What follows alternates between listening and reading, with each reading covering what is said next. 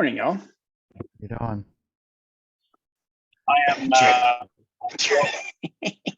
What's what the fuck's Can you guys hear me just fine? No, it's a little bit staticky, but I'm loving the whatever's going on. It's the vest and the shirt and the angle and those sunnies, like Yeah, it's beautiful out here today. it's I like figured I'd see what would happen on cellular. If I start to cack out, I'll just drop off. yeah, Keep driving. you sound like you're on cellular, but I think we can manage on cellular. I feel like, Dre, you make me romanticize Canada. Just like I always feel like you're off in this wilderness somewhere. Yeah, like the vest, could the be in- tartan, like he's in. This is definitely like he's in an 18-wheeler. This is the cab of his Yeah. 18-wheeler. Like you could be in downtown Detroit or downtown Toronto, and I still think you're up in like Hudson Bay, wherever, you know. The only thing we need in the angle of the shot is like one of those coiled microphone cables just kind of swinging and dangling. You know, it's like, breaker 19, breaker 19. Yeah. Oh, Dre, I love it. Amazing. Dre, are you French Canadian? I'm assuming. Oui, en français. We're all French Canadian. Yeah. Ah. What else are you gonna be? Yeah. We're Wait. bred from from school, elementary school. We take French right off. So Do all Canadians take French? part of the curriculum, yeah, at elementary, yeah. Oh, I didn't realize that went past. I feel like that stopped once you got past like Montreal. I didn't realize that continued. Well, to be honest, Alberta sadly doesn't make it mandatory, but you have to have a language. Like, so my kids picked Spanish. So that's Smart. Yeah. They don't offer If I had to Mandarin. do it over again, I would use Esperanto.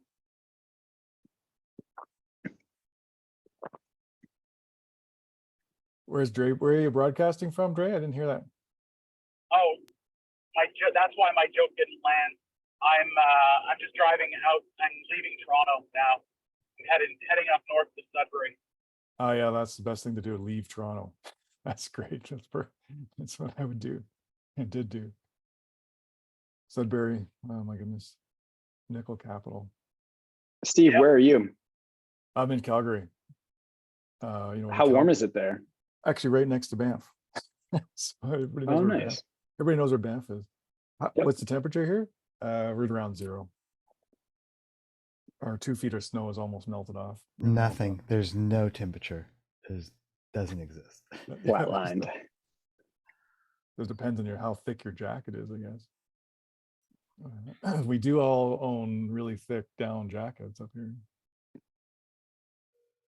Is it Canada Goose is the brand that took off there for a while? Where is that headquartered?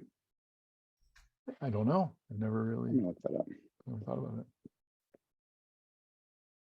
A quick question, Julian, before everybody gathers.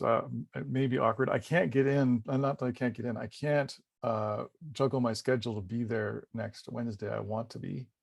I'm wondering, I'm even willing to buy a seat for free for somebody else so I can get the recording if you record it. I don't know if that's a. Yeah, I haven't even. I'm not sure we are going to record it. To be honest, I just haven't talked to Patrick about it. We're like totally.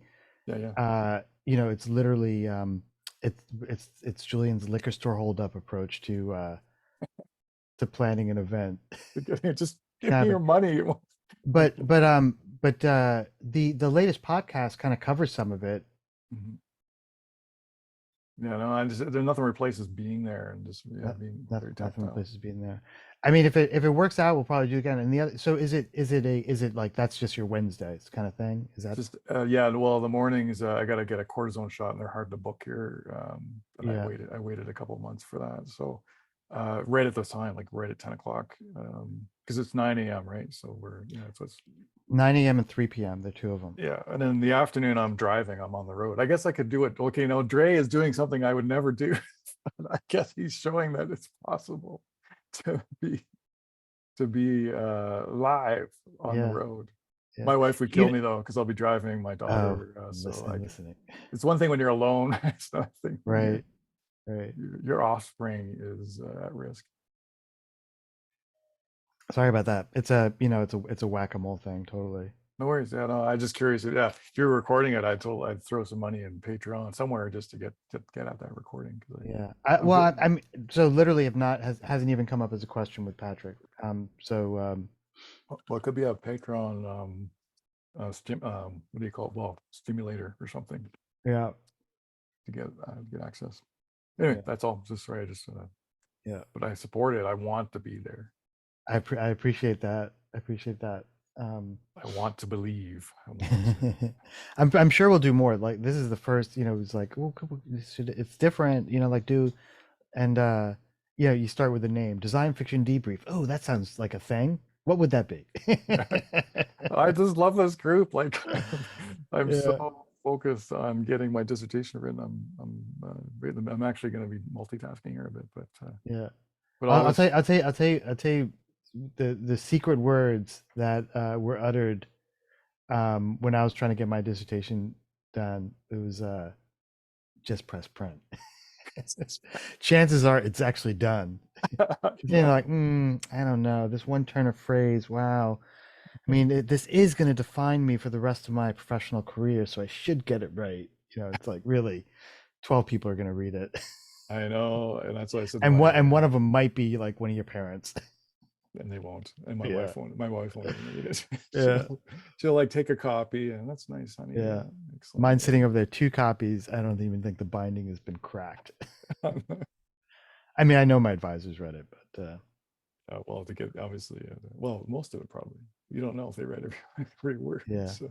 No, that's what point taken. In fact, I just yeah, I got to release some other stuff, other Yeah, projects. just get some fresh toner and a ream of paper.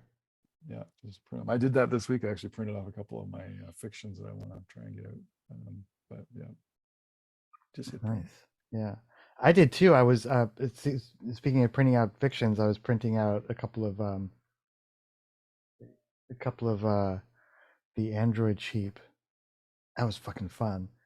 Tell you the funniest or weirdest but also most beautiful aspect of this is that there's this exquisite tension between wanting to really spend a lot of time, you know, just kind of rolling around with the whole concept of this android's dream of electric sheep, kind of weird psychedelic hypnotic remix of Philip K. Dick, right?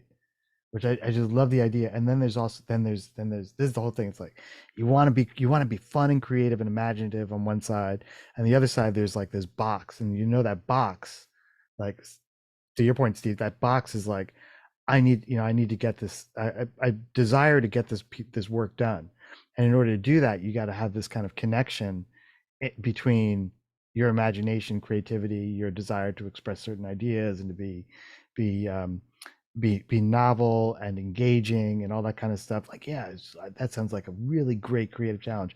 And then over here is the box, which is kind of like a form that you need to fill out, and the printer that you need to print it out on, and there's a date and a deadline, and that's a box, right? Because in the calendar is their boxes on calendars, and so the tension, the exquisite kind of like tension there has been with this project, you know, with Jed and stuff, has been um that the printer, my preferred printer at the moment, who's now got 3 of our projects, is like, Julian, we can get this, if you can get all these in, like you can save like a pretty penny by, because we can consolidate the shipping. And so then there's this and these and so I said, like, well, you know, when, just looking at timelines, and we're trying to also get stuff. Another box in the calendar is it being very optimistic that we're going to get a wonderful, beautiful, sad folding table at the LA Printed Matters LA Art Book Fair, you know, and Kim's going to come by and hang out. And, you know, we'll do a couple hours shift, and we'll order in, and someone will run to the front of the Geffen and pick up our takeout and bring it in, and we'll be sitting there just having a beautiful time. You know, maybe might even, you know, I was thinking about, Camille and I were talking, I was like thinking about commissioning some neon, like a near future laboratory neon sign behind us, and maybe get some fun tote bags done, you know, imagine harder swag, like the whole thing. It's just, I just love that. I would love the feeling of like frustration and exhaustion, and I want to get one of those change maker things that the old hot dog vendors used to have, and wear that on a utility belt. So when people buy something and they're like, "Can I pay cash?" I'm like, "Yeah, sure." Make change with that. It just sounds like so much fun for a weekend or whatever. But you got to get the shit done, Yeah. and you got to get it shipped, and it's got to arrive there on time. So I'm telling the printer, whatever date I mentioned, it was like a month before, because I was like, that gives us a little bit of slack. And I even said to him, "Is like, as a contingency, just want to know, as a contingency, would it be possible to consign a shipment air freight in case we're in a pinch and it's not going to get here, right?" So I'm just like trying to figure out all the things, but there's a deadline, right? And then the deadline was like, uh, what we had sort of like, what he said, like, if you can get it by Friday, this was a week before today, we should be good. And so when he said Friday, I was like, oh, that's Monday or Tuesday. My fuck. And also, and also I was in Detroit last week, so I was like, oh man, God, I wish I didn't have to go to Detroit to do this thing, because then I knew that I could just grind on it all week and get it done. And so it's like, I'm like, I know myself well enough, so I ain't gonna get shit done on the plane. That's not gonna happen. As much as people say, like, oh, it'd be perfect, get shit done on a plane. It's like you can barely, deal with just being on a plane, let alone trying to do creative work or something. So anyway, long story. Um, uh, I got I got most of the stuff like flowed into InDesign, just like a couple, after, in hotels and that kind of stuff. And but there was this looming section, like the center section, where we want to do the color plates of some of Jed's sheep. And I was like, I mean, I just couldn't even. I was like, how am I going to do this? And how is it not going to feel like, oh, this feels like something someone jammed on for like 2.5 hours? Doesn't feel consistent with the level of whatever everything else. So I was like, damn it. So I put that section together. I'm just kind of like looking at it, and I was like, I don't know if I can.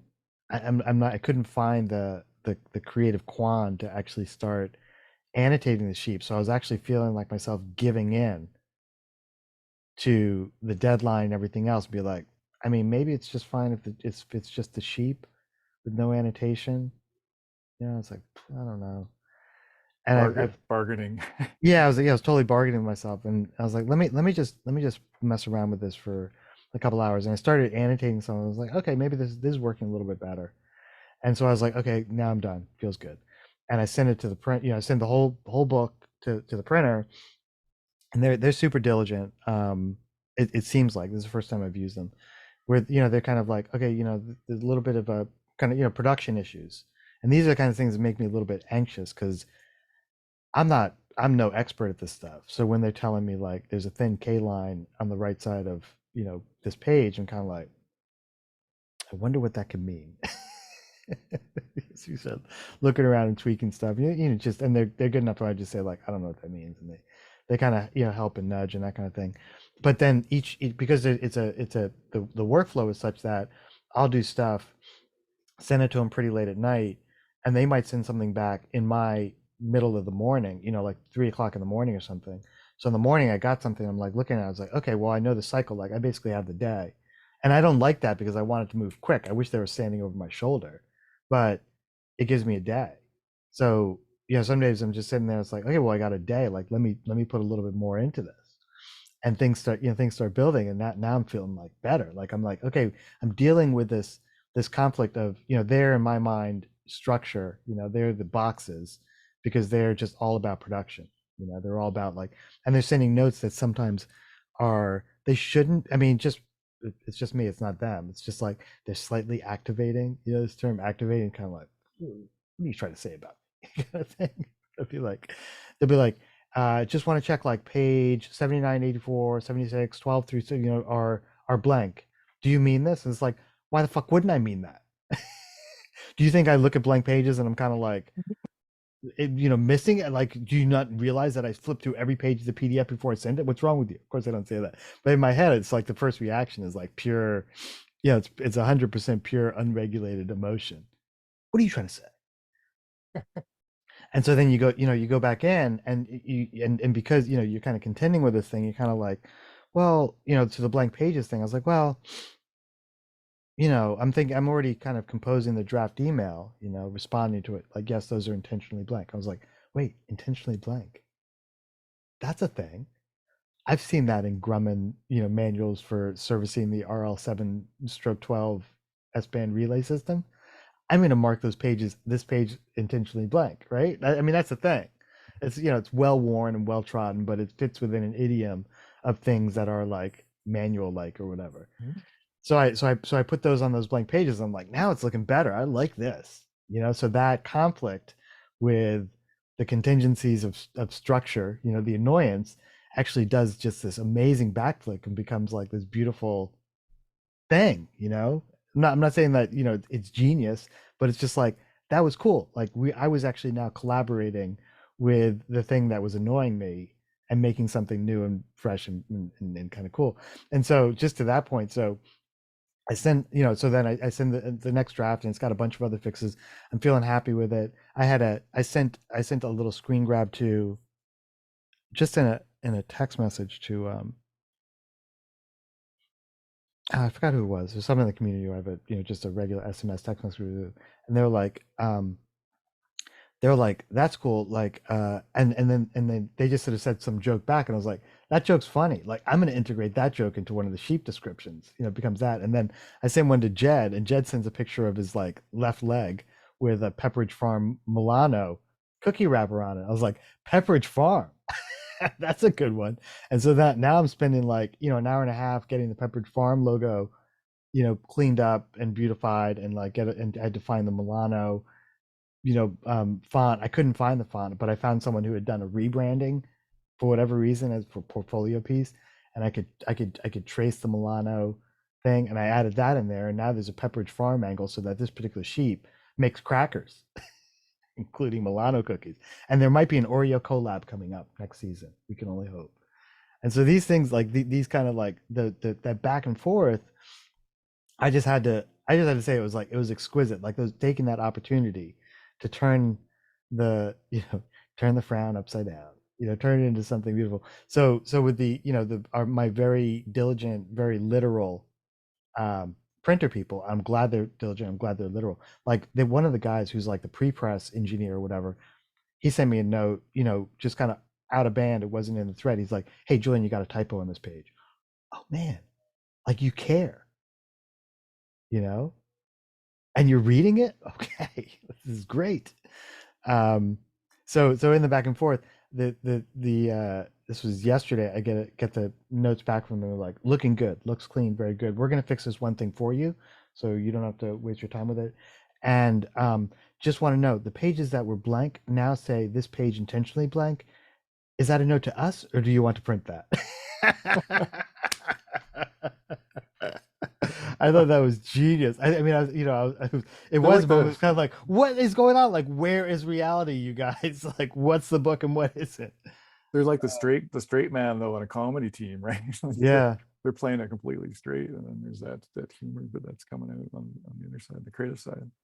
But I like the fact is sometimes just getting going on it. I think that's a great point for me to take. Actually, once you start putting it out, you start getting the feedback, and then there's that, as you say, that loop that gets. Yeah. Hey, I gotta run into the front. Hold on, but I'll be back in a second. Okay.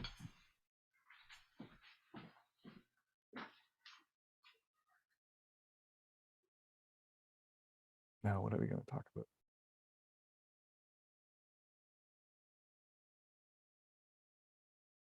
Jad, question for you. How many hours do you spend on those kinds of things? Or do you even know? Is it just, you just do it? Oh, Right there. Did you say me? I did ask, yeah, Jed. Yeah, sorry, I got some background noise going on. How many hours do I spend on those kind of things? Oh, like as much time as I have. Yeah, every minute, every open. Quite a lot. Yeah, I mean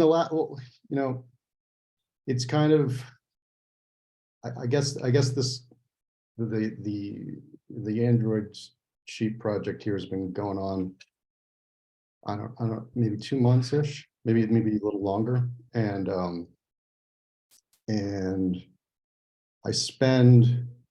I also was becoming part of what got this going was starting to use like Midjourney and other tools and things that I hadn't been using before. So, that stuff's like addictive, and it's kind of the reason I stayed away for a while. But so yeah, I find myself spending quite a bit of time in there. And then I don't know, the last 10 days or so, like all these images that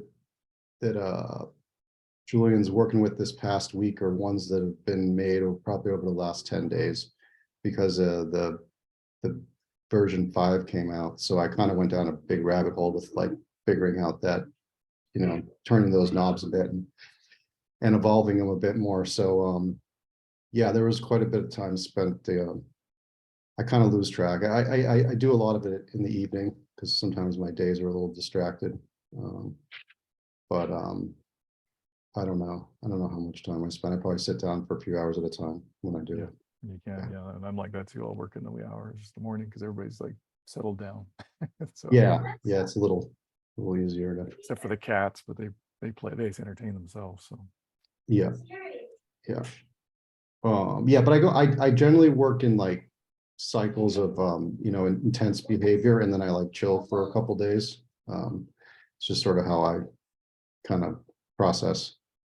So I've kind of been in the chill day. Like the last few days, I've been enjoying what's been coming out with Julian because it was sort of like I felt like I handed off a bunch of things the week before, where he was traveling, and I focused a lot on the text, and then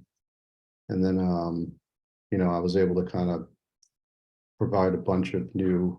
The goal was to provide a new sheet, new images for the book, other than the stuff we're kind of working in tandem with the cards and things. So that was something we had just kind of decided to do. So yeah, so I kind of feel like I had some time to kind of make a bunch of stuff, and then I feel like Julian was able to sit and focus on it the last couple of days, really. And it's great to see it come out how it's coming, and yeah, and like figure out how to tie it into some other areas, because it's like we haven't really spoken about it except for right now. It's really the first time I've heard him speak about it in the last few days, and the process of where the thinking is it's bringing it together. I don't know. We'll just figure it out here from here where it continues. gotcha. Cool. Yeah, bit of a ramble there. Sorry. No, that's good. I was just curious. I was just bugging Jed about this process, time he spends on these kinds of things. Turns out you just gave him a great update, Julian. Yeah, we've only been. It's one of those things where it's like, I knew if there was too much crosstalk in the collaboration, we would not get done. And so I was like, I'm gonna do this. Like, fuck off. Like, I'm sure you got plenty to do. And so as pertains to the book. So I wasn't like, do you have any critical feedback on what the Chat GPT wrote for the book? It's like, no, it's not gonna happen. I got the book, you got the sheep. Right. Stay in your lane. Not that Jeb was like, nosing in the lane or anything, but it's like I just kind of kept the communication to the barest minimum, and would just share a couple things because I was excited about it. I was cracking myself up, and I was like cracking myself up alone. This is the kind of thing where you look around, it's like, look, check. Oh wait, no one's there. Yeah. And super excited because Kate McMillan agreed to do the cover illustration. Who's just an illustrator in the community, but she's a proper illustrator. And Jeb was trying to do the cover. I was just like, stop, man. I appreciate the energy. Yeah. I was thinking the same thing. I was thinking like, I was looking at it, it's like, man, I could probably do that in Photoshop, maybe Illustrator. Then it's like, man, it's gonna feel like someone tried to do it in Photoshop or Illustrator, and it's got to be nailed. Yeah. No, I definitely spent too much time looking at that. Which, I mean, I think part of that is good. I think spending the time and kind of like, investing kind of, like it kind of keeps the creative, but then you have to be distanced from it, which I know I'm not saying that you, I'm not talking about you, Jed. I'm saying one, to be like, okay, well that was great. That was like me feeling like when I got on a bike, that was like me feeling for the purposes of like making a better time up that hill, like I'm I'm like a pro cyclist. Like you just need that in your head. Like I'm killing it. You get up there and it's like, yeah, okay, that was 12 seconds faster than last week. That's cool. And just getting in that mode. So like doing that work and being in it and playing with the cover, just as I think just as probably in the same way that I did that kind of kicked the thing off. Like when you shared that cover that your stepdad, showed you, I was like, oh man. And I just went in there and fucked around real quick in Photoshop. And I was even thinking, it's like, oh, I got this cover. Even as part of me knew it's like, well, maybe, but just feel that for the moment. You feel excited and confident and that kind of thing. And then realize like that you want to evolve, do it in a slightly different way. And that actually there's this amazing network of people within the community that you can maybe turn to. And I very quickly, I mean, it's like literally sitting at the airport, kind of, I wouldn't even call it negotiating, but back and forth with Kate, like, what would it take? Like, what would, I'm gonna pay you. Like, I'm not asking you for a favor. Like, what does that look like and feel like? And I told her, I was like, if you want, we discussed like, I described to her the kind of whole showrunner value exchange network thing. And she was like, like you guys keep that. Let's just do this as a straight commission project. I'm like, okay, cool. And sharing stuff with her, she's cracking up too. She's like, what the fuck?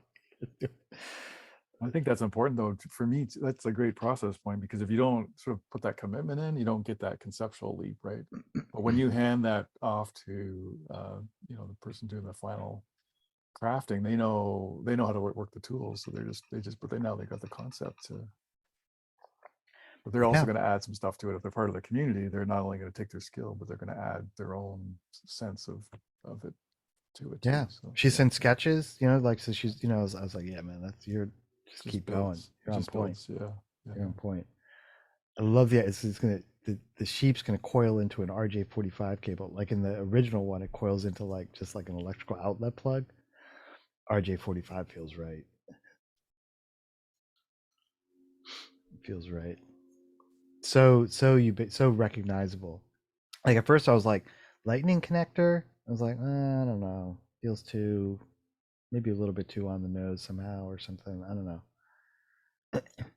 New people's like, well, would it have a lightning cable? We're just trying to imagine people just taking the piss out of it because they're jealous. Apparently, Apple's going to USB-C now. They're going to have to, or at least in Europe. Yeah, I really appreciate that. Now I've got all kinds of dongles and interconnects and. After just spent a small $1,000 on accessories. Yeah, I literally have a pouch that I keep in the backpack with, and always hoping that I have the right this to that in there. Inevitably don't. 14-foot USB-A cable. It's like, why do I even have this? Yeah, no, I got my pouch building up too. Yeah.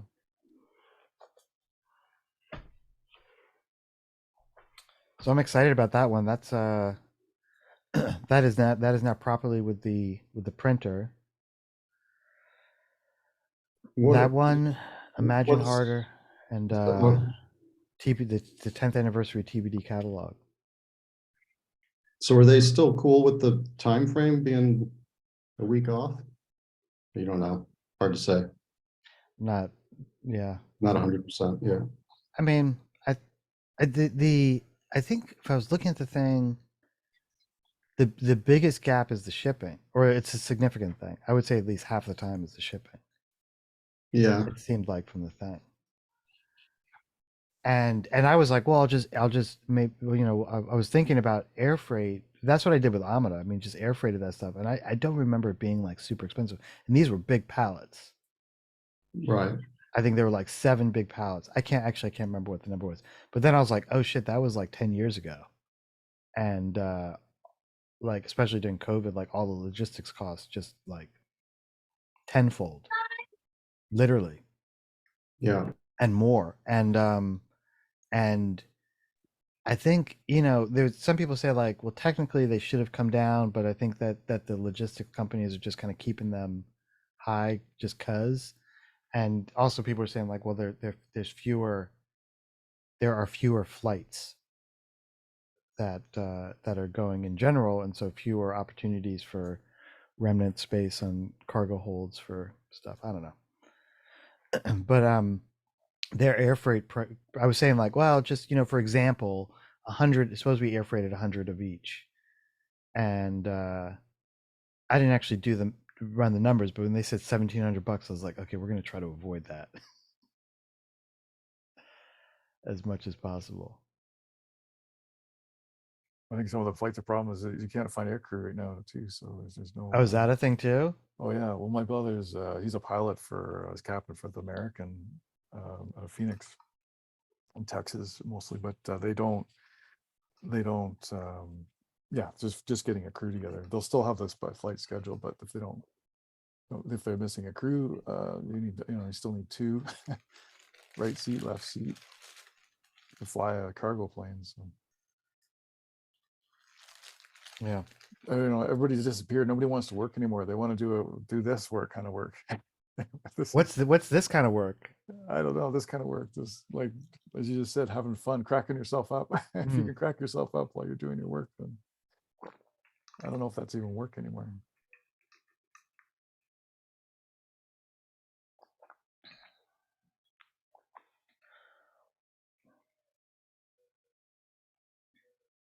So the next thing, Jed, is the cards.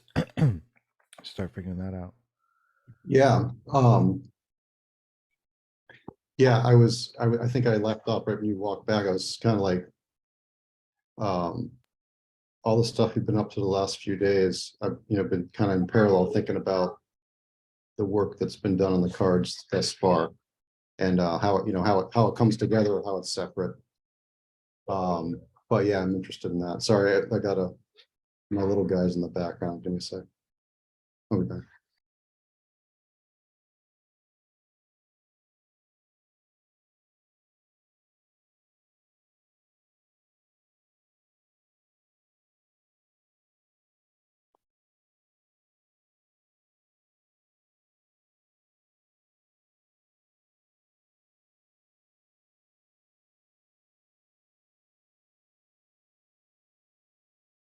Detroit was kind of interesting and awesome. A couple the main deal was like a couple of talks at one at University of Michigan in basically the program that Brian Boyer has started, so learning about what he's trying to build there, which is exciting. And then one at the College of Art and Design at Lawrence Technological University, LTU, which is out there, like essentially like down the road from Cranbrook. They got this interesting designy ecosystem, and both were cool. Both talks were amazing. I mean, I was like, I'm saying this with humility, and for all of us, for the benefit of all of us, it's like the generation, I don't know, the generation coming up through, I guess MFAs, mostly master students, is they loved what I had to say. And I'm not saying that because I got, it was just more like channeling our vibe into these talks. I mean, they were like enthralled. I could tell, like, I've done this enough. Again, I'm not crying. I've done this enough so you can like read an audience just by looking in someone's eyes. And if they're looking back at you, you can see what they're feeling. And that's the vibe that I got. And the questions and the people coming up and kind of queuing up to just say something, you can sort of feel this thing of like, there's nothing in particular that they want to say. They just want to commune. You know what I mean? Like they might have a question. It might be kind of a little bit like, hey, I really enjoyed that. Thanks for that. So I've got so many questions. I don't know if that's a phrase because I got so many questions, and then they just have one, but that's fine. And I would give them. Drew, you mentioned this in our HyperCollab call the other day. I think I had grabbed like a bunch of swag on my way out of the house, like a bunch of enamel pens, a fistful of stickers and stuff, and I was just shoving them in my bag. So like if they came, people came up, I was like, here, have a have a sticker and an enamel pen, and they're just like, whoa. They're like so this genuine kind of like unexpected gratefulness. Oh, pen, awesome. This sticker's cool. Which just made me feel so good. And then one student was like came up and was like, that was really good, thank you for that. Is it okay if we do a selfie? I was like, selfie? We're on a new level here, like kind of like giving it to someone else. Could you take our picture, please? Like, whoa, man, what is going on? What is going on? In some sort It's of funny. I'm like teaching or like giving a guest lecture to undergrads at my school in a couple of weeks. I don't know if I'll get any selfies, but something to strive for sure. But they're like, the professor wants me to talk about like contemporary speculative design, but I think I'm just sort of gonna talk about us, basically. I think so. This isn't advice; it's just more like instinct. I think part of me feels that if you can express a feeling more than Yeah. just kind of like a terse, like, you know, the worst academic thing, which is like reading from a paper. I used to go to these conferences, but like, what are people doing? You know, like the Steve, you probably know, like all the big like language art, like the MLA, Modern Language Association. You go to their conferences because you want, you know, someone, you know, and they're just sitting there. They get up on a lecture and they fucking read a paper. It's like, I could have read that. What, you know, maybe even said like, read this before you come to the thing. I'm going to talk about how I feel about that, whatever. I don't know anything else. I don't know if it's still like that. I suspect it probably is. And so Well, I Thomas, think- I'm just saying that, just, you know, if you can I would see give people that. a vibe, like share the, you know, the images. What was that thing? It was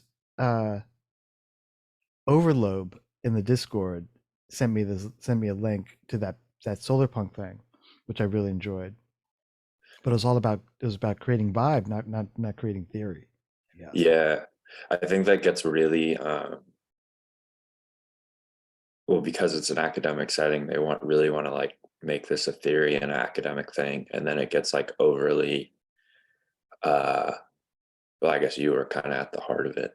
I don't mean to talk poorly, but I think like the THARPs really confused a lot of things, and looking at like this type of work became like is this design fiction or is this Wait, speculative what do design? you say? Or A THARP? What's a THARP? the THARPs, they The wrote THARP. Oh, discursive the THARPs. design. The THARPs. Yeah. What was that? It sounds vaguely familiar, but They wrote discursive design. I'm curious. I was going to ask if you like met with them, but I guess you didn't. It's like Bruce Tharp's an anthropologist, really like smart guy, but he did like a breakdown of.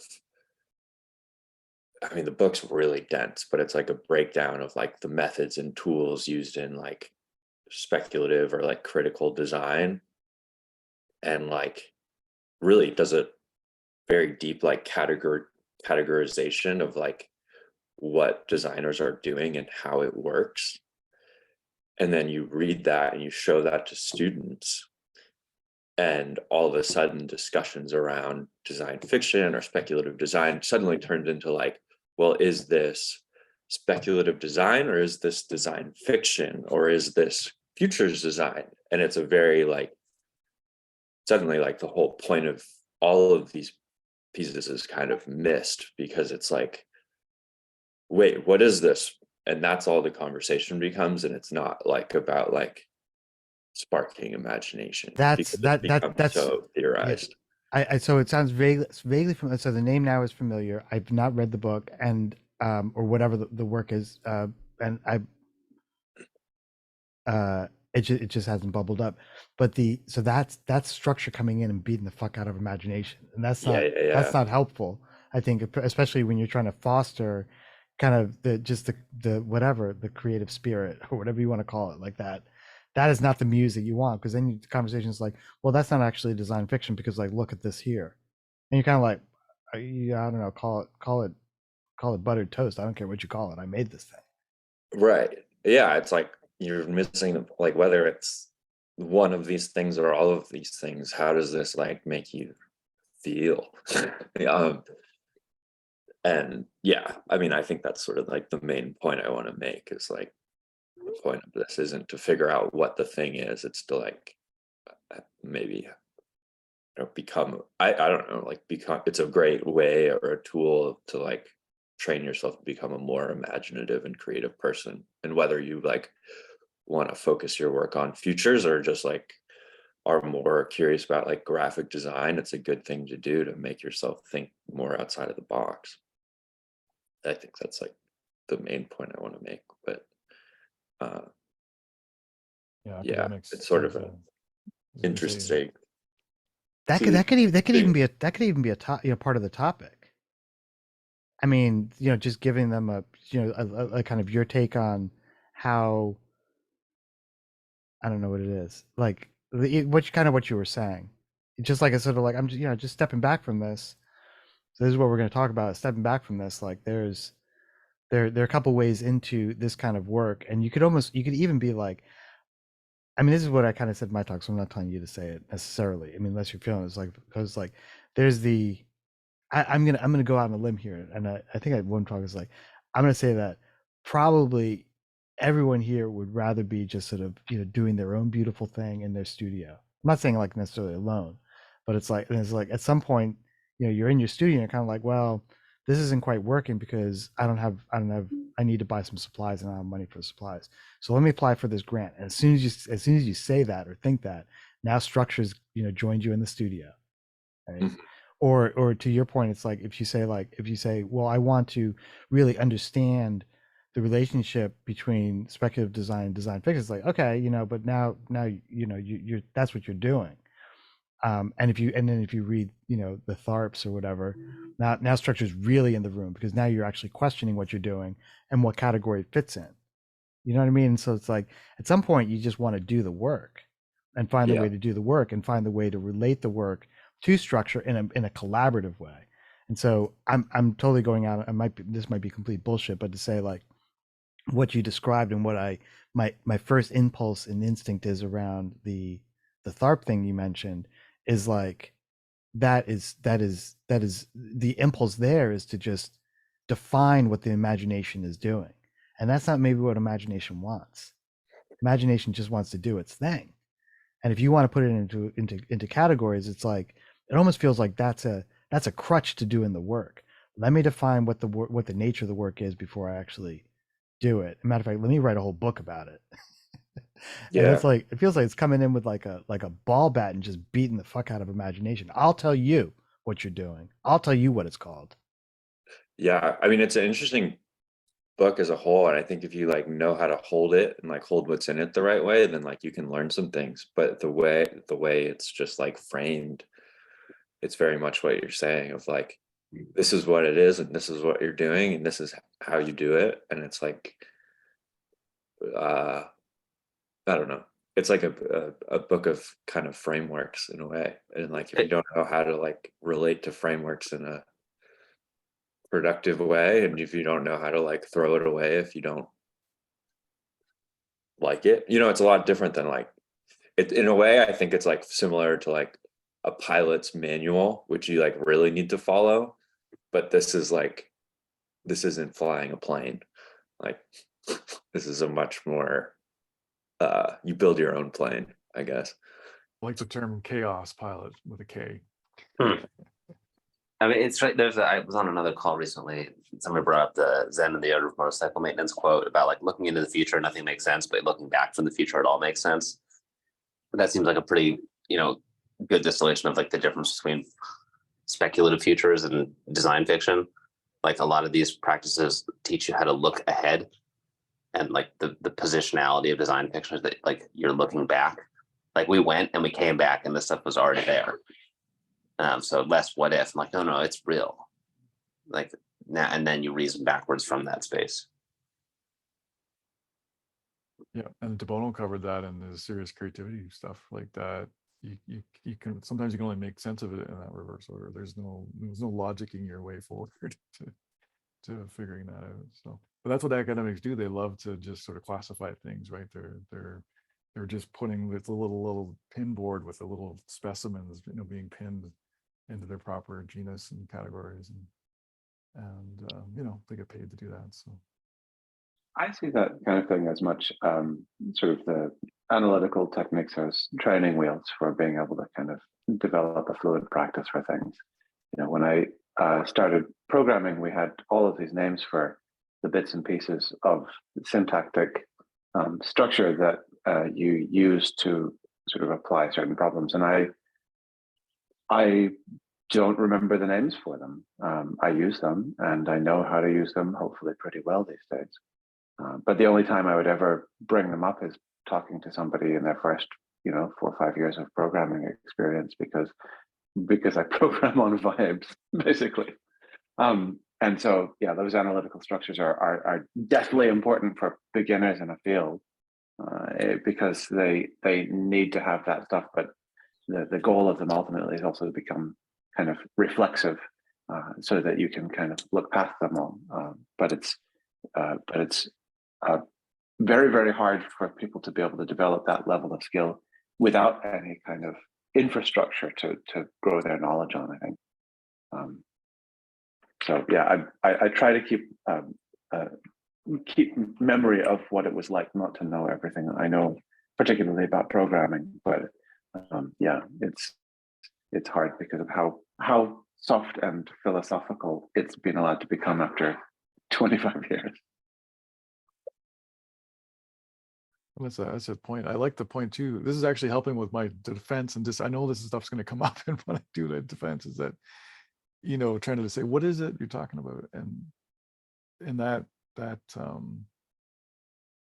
yeah, I think if there's no language to describe it, then I think it frustrates people, because there's the practicing and then there's the identifying, and there's two different things going on. So the doctorate I'm working on is a doctoral design. It's a practice-based one, not a PhD pure research approach. So it fits a little bit better. But I still know somebody's going to ask these kinds of questions. So it actually helped, Thomas. Thanks.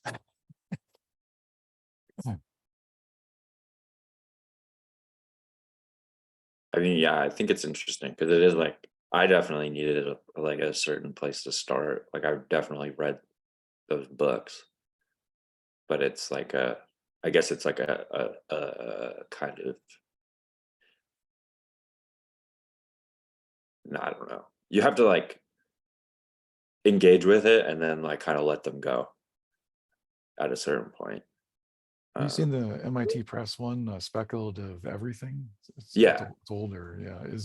Is it similar to that in that sense, or I like Speculative Everything. Yeah. I still read it. it's a little looser? Dun Yeah. and Raby. Speculative Everything is Dun and Raby. Yeah. That one's a little more fun, I think. Like the first 5 pages of that book, I think, are like really important to read, and I definitely reread them a lot. I felt the same way, where I felt like the first chapter is really monumental, and then it kind of trails off, which is true of a lot of design books, like even Design of Everyday Things. Like if you read the first chapter of Design of Everyday Things, you pretty much got the whole book. Yeah. I feel like that's a general problem with books. And I feel like I don't know what it is, because I've never worked directly with a publisher. It's like, I refuse to. Also, I can't, it's too much structure for my poor imagination, which is that they're like, love the thesis. Can you drag this out for 128 pages or a multiple of 4? Pick your multiple of 4. And so you get these this kind of conceit of magnitude and fortitude, because and sometimes I think it's like I feel like this should just be just like a beautiful little manifesto of a pamphlet, 32 pages long, and that's all you need. A lot of books could have been a Medium article. A lot of Medium articles could have been a tweet. A lot of tweets shouldn't exist. Yeah, So- yeah, that's a good one. Yeah, it's That's all the way quotable. down. Good thing that's recorded. There's a t-shirt. Yeah. Also, I think the there's that guy who's the man with the sign. He should have that one. That should be, you know, that guy. Yeah. Yeah, that would be a good one. You should do that today. You should go out and make a sign and just do that and just send it to him. Is I get the Medium article thing, but also like literally as a book, like a beautiful little pamphlet. And I don't know why it doesn't work that way. I don't know if it's like economies of manufacturing or what, but I love that idea. There was that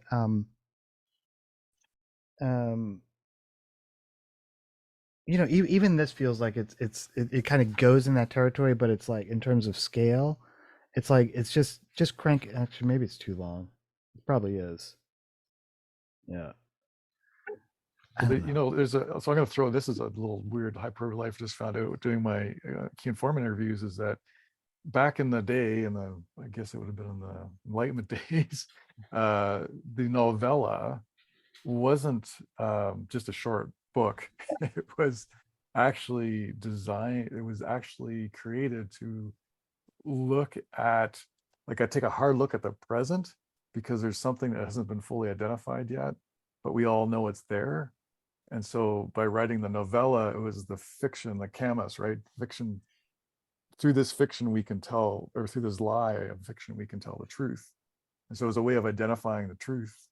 And then they would publish these novellas and circulate them. But because it was a fiction and it was engaging as a story, it fit with people's minds. And so then that would eventually lead to legislation, like to law, apparently. So still looking for some backup. I asked him, the fellow that was doing the research on that, but he, I think some.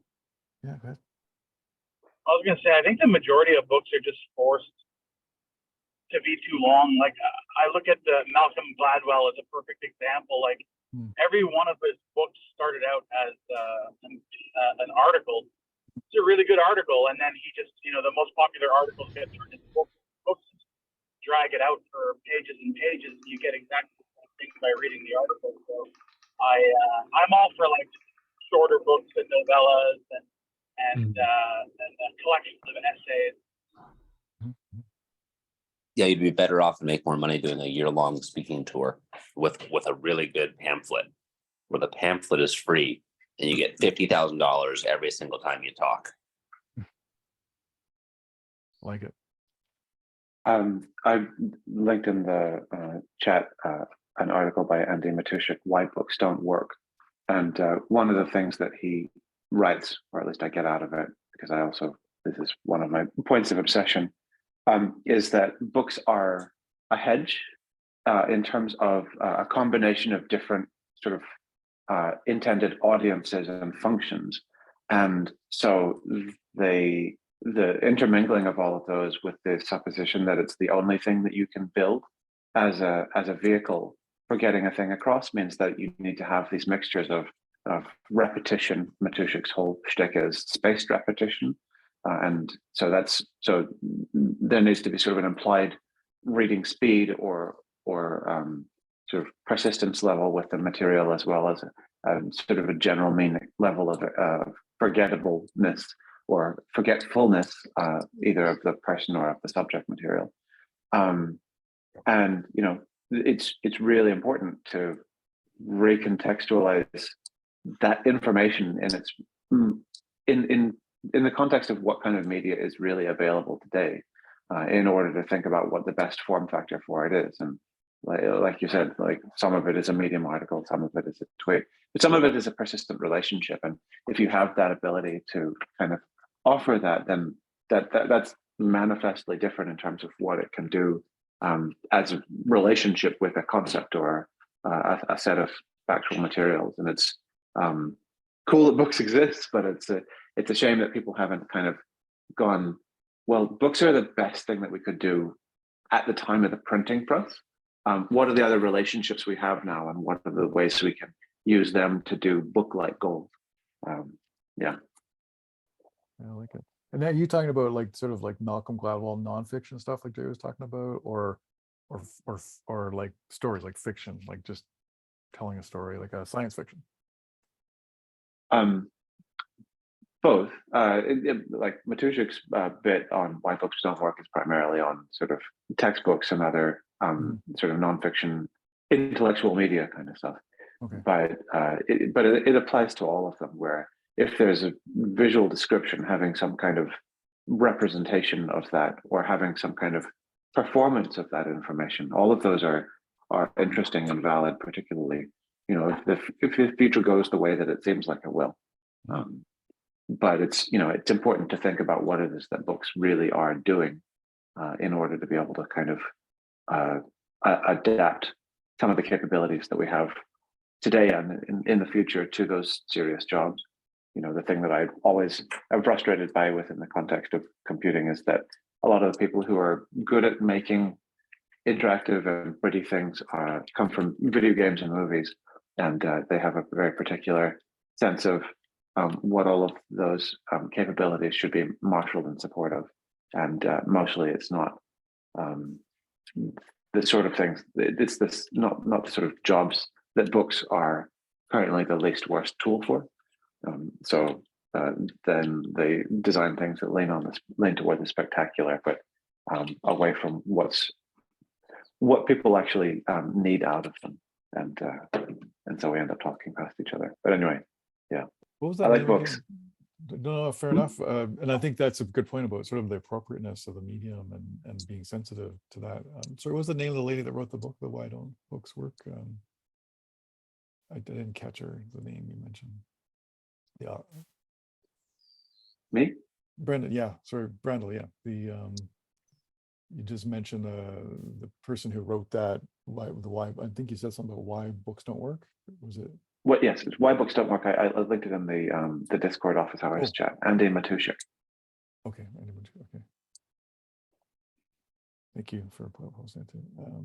You guys are giving me more stuff. I gotta look up here now. Yeah, interesting. Did anybody know about that? The history of the novella at all? Like what its original purpose was? No, I'd love. I mean, this is recorded, so I'll be able to go back to it. But it's interesting to hear that it had an explicit sort of political purpose. That's fun. Yeah, I'll, if I find it, I'll put it up on Discord, and people might be interested in it. But it's just, yeah, okay, good. And I think that's an interesting point for me too around the shortness. I was thinking about business plans. People back in the day where they would hardcover business plans, and I think about that. It's like and I think there's something in what you're just saying, Brad. When you put the hardcovers on that piece, and it has thickness and the weightiness, you know, there's a lot of expectations now built up around that. And I think some people will just want to acquire that, and then there's that to hold you to account. Whereas as design, we talk about ephemeral, right? Like you want to keep moving. Like Julian was really getting at that earlier. It's like that. Even though I put that thing out to the publisher, with your work, Jed, it still evolved even though it's at the publisher. So there's there's an allowed fluidity there versus you know, oh no, we're publishing this hardcover book. Be curious on Julian's, you know, his view between, you know, when this was being created, you know, versus something like the project you're working on now. There's something going on there, crossing over with that ephemeral pieces versus you know, putting stuff between the hardcovers. So I was just saying, Jillian, like when you were producing this versus the project you're just talking about, where even though it went to the publisher, it was still evolving. You're still able to let that, you weren't like fixed on it, and versus putting something between the covers, there's something happens there. I don't know, an expectation changes, or and maybe that's the box checking part of it. Yeah, I'm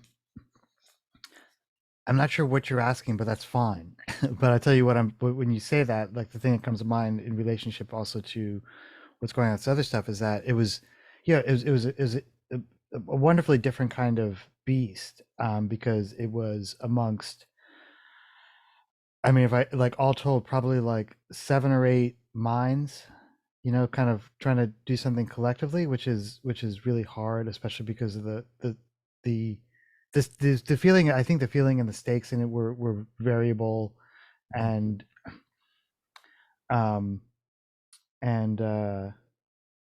so you have to normalize out to a least common denominator kind of, you know, creative functionality going on there. Not just, you know, and along with like all the requirements of what it takes to actually manufacture a thing and design it and produce it. And it's yeah, so it's just, you know, becomes like a different kind of beast. So but also there was these opportunities because it was, I mean, it took a while. I want to say it took like the whole time to just kind of come around. It's like, no, we're going to publish this thing independently. I always felt that from the beginning. I don't want to sound like I knew it, but from the beginning I was like, no, this has to be done on our own terms, 100%. And also I hadn't heard any particularly good stories about working with publishers, you know, in the last 40 years or something.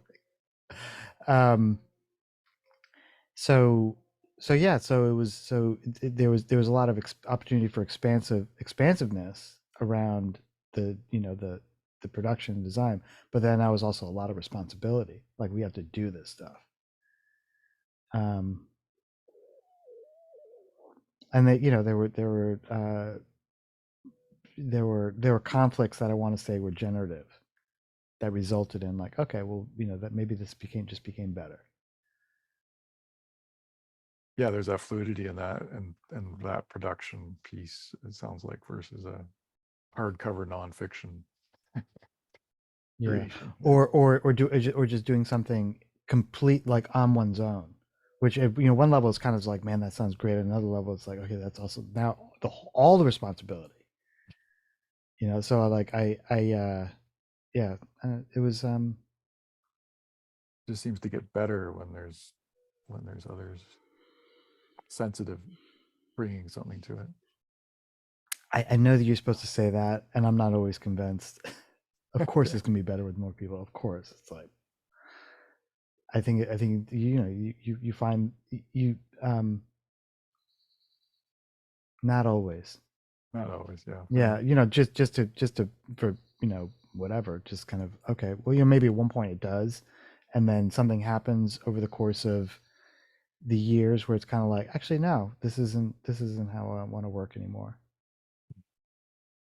I need, you know, people to grow and change and evolve and develop and get different sensibilities. And just had the you know, word like courage come through my mind, because there's a courage of your convictions, right, too, is because there's an art part of this, that this is the expression, and that's, you're just channeling it, and it's hard to do that through a collective too, like to have everybody channeling the same thing. But yeah. that's interesting. Yeah, I don't know where Drew is, but you look like you're in an architectural magazine, Drew, real time.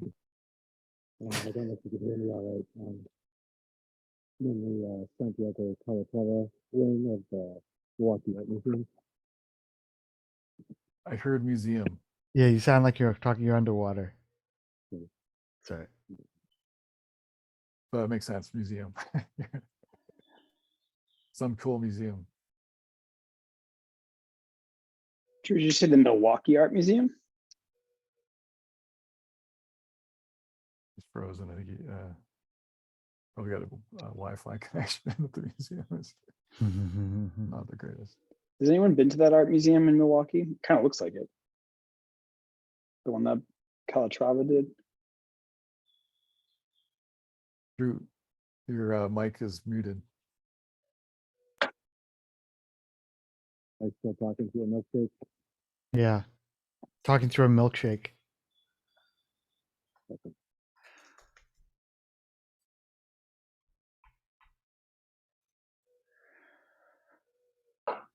Julian, what's this about a YouTube channel? What is it All right, about how it? about that? Oh, that's Oh, much better. he's What back. happened? Yeah, the milkshake thinned out.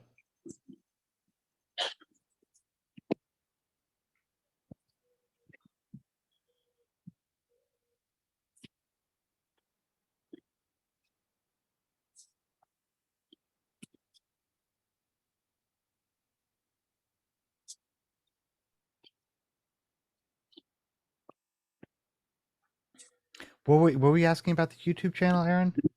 Well, I posted those clips, and then you said something about, should we start a YouTube channel? And I was just like, a YouTube channel? Like, what does this YouTube channel do? Yeah, I Like, don't know. and how and what are these? How do these clips live on it? Yeah. Anyways, Yeah, I but mean, I was without trying to overdetermine the curation of things, which is I guess to the point of the Tharp book. You don't want to overdetermine, you just want to do the work. Yeah, I don't know. When I was watching that, I was like, well, first of all, I was kind of like, I mean, I get it. It was just a MP4 file or whatever. So I'm like looking at it as an MP4, downloading, looking at it. I was like, where else could this exist? And what context would it exist in? Would there be a Trip City channel in the overall hyper collaborative YouTube channel that was just, like collection? This is some of the material that is consistent with the effort of this particular project. Just like, like when we do a workshop, and if it's recorded, it's like I just throw it up there. So like there are a bunch of Kemp's workshops on there. There some of the Green Pages ones I think have made it, without any expectation that it's like, it's not one of those videos like, hey, check this out. Blockchain. Want to learn how to just the place where the stuff exists. Because I have to say, I mean, it was like fascinating to watch. Like it was like, that municipal town council room porn of just like, I wonder how the system works. Like, what are people doing? And they have the camera set up, because that's what it was like with the lower thirds.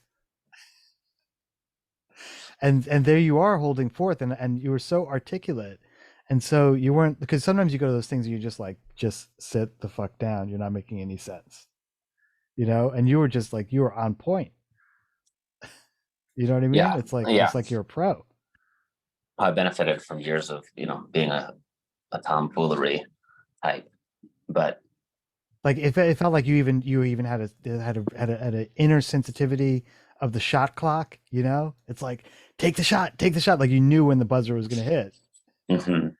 And thank you very much. yeah. Only one time they were like, okay, that's it. Yeah, I know. I heard that one. I was like, okay, well, he went right to the edge and said, you know what, I'm going to go over a little bit because you guys need to hear this. Right. Yeah, I mean, I am interested in sort of pursuing like this whole thing, but like it doesn't need to be a book, right? Like nobody wants like the Trip City planning document, or maybe they do, but I don't know. That sounds kind of cool, actually. I kind of want that. Yeah, I want it too, but I don't know if it's 100 pages.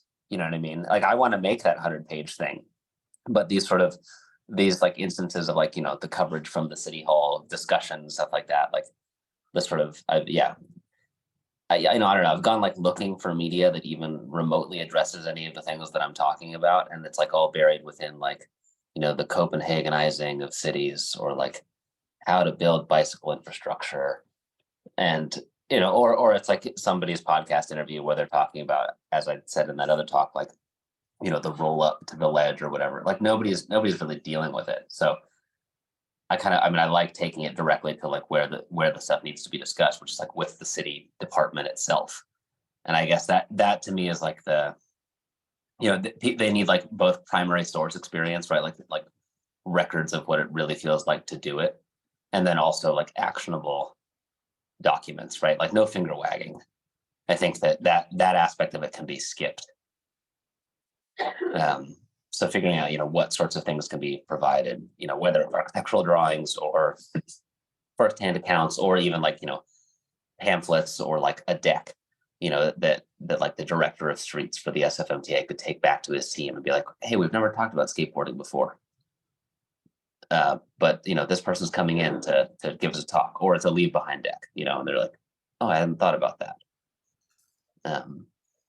I think those sorts of things could be really useful. Somebody walked up to the podium and like gave them a 9-item list of why some plan that was being presented was good, and it got passed around. And I just love the idea that you could just like walk up with something and just give it to them, and then they would leave with it. And like that meeting happens every 2 weeks. I could just go to public comment and be like, hey, I've got this thing. Like, like usually have a pin,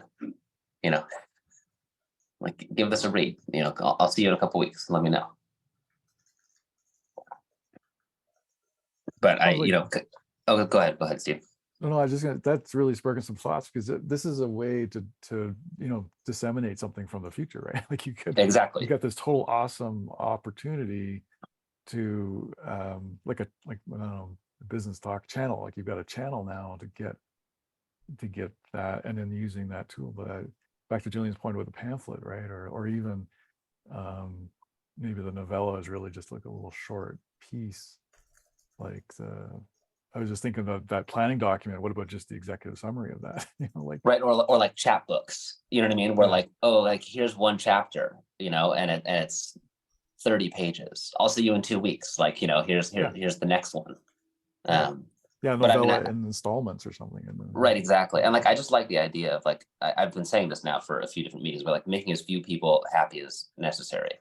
Like if these are the people who are going to be advising on the board, like go to them. I don't need like a Twitter following. You know what I mean? I don't necessarily need planning Twitter to like get behind me and be like, yeah, this guy's really got something, you know. And like, whoa, so suddenly SFMTA is talking about this stuff that's really cool. Where'd this come from? Yeah. And I go back to the meeting notes and like see some guy there, you know, in all black with a mask on, being like, here, here's my novella. Because I don't really have the energy for like writing LinkedIn post after LinkedIn post. I'd much prefer to like do the work here in this space and then just, you know, give it to the people who need it. Yeah, there's something to say about like that focused, you know, like your target, like a sniper shot versus just mass broadcasting, and like that. Yeah, I'm more into napalm.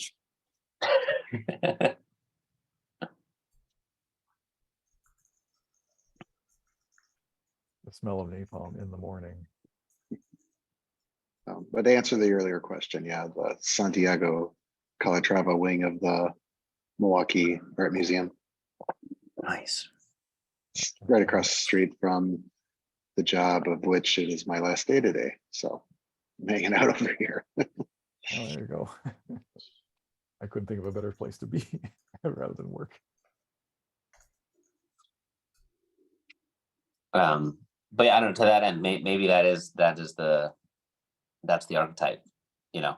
I don't know what it is, but like I would go to another meeting, and whether that's handing them a pamphlet that's like, you know, planning your city for skateboarding, and you know, we could treat it as if it's succeeded somewhere else. There's only, as far as I know, there's only one city with a skateboard commissioner, and he's like, well, very well intentioned, just like his boundaries are woefully narrow.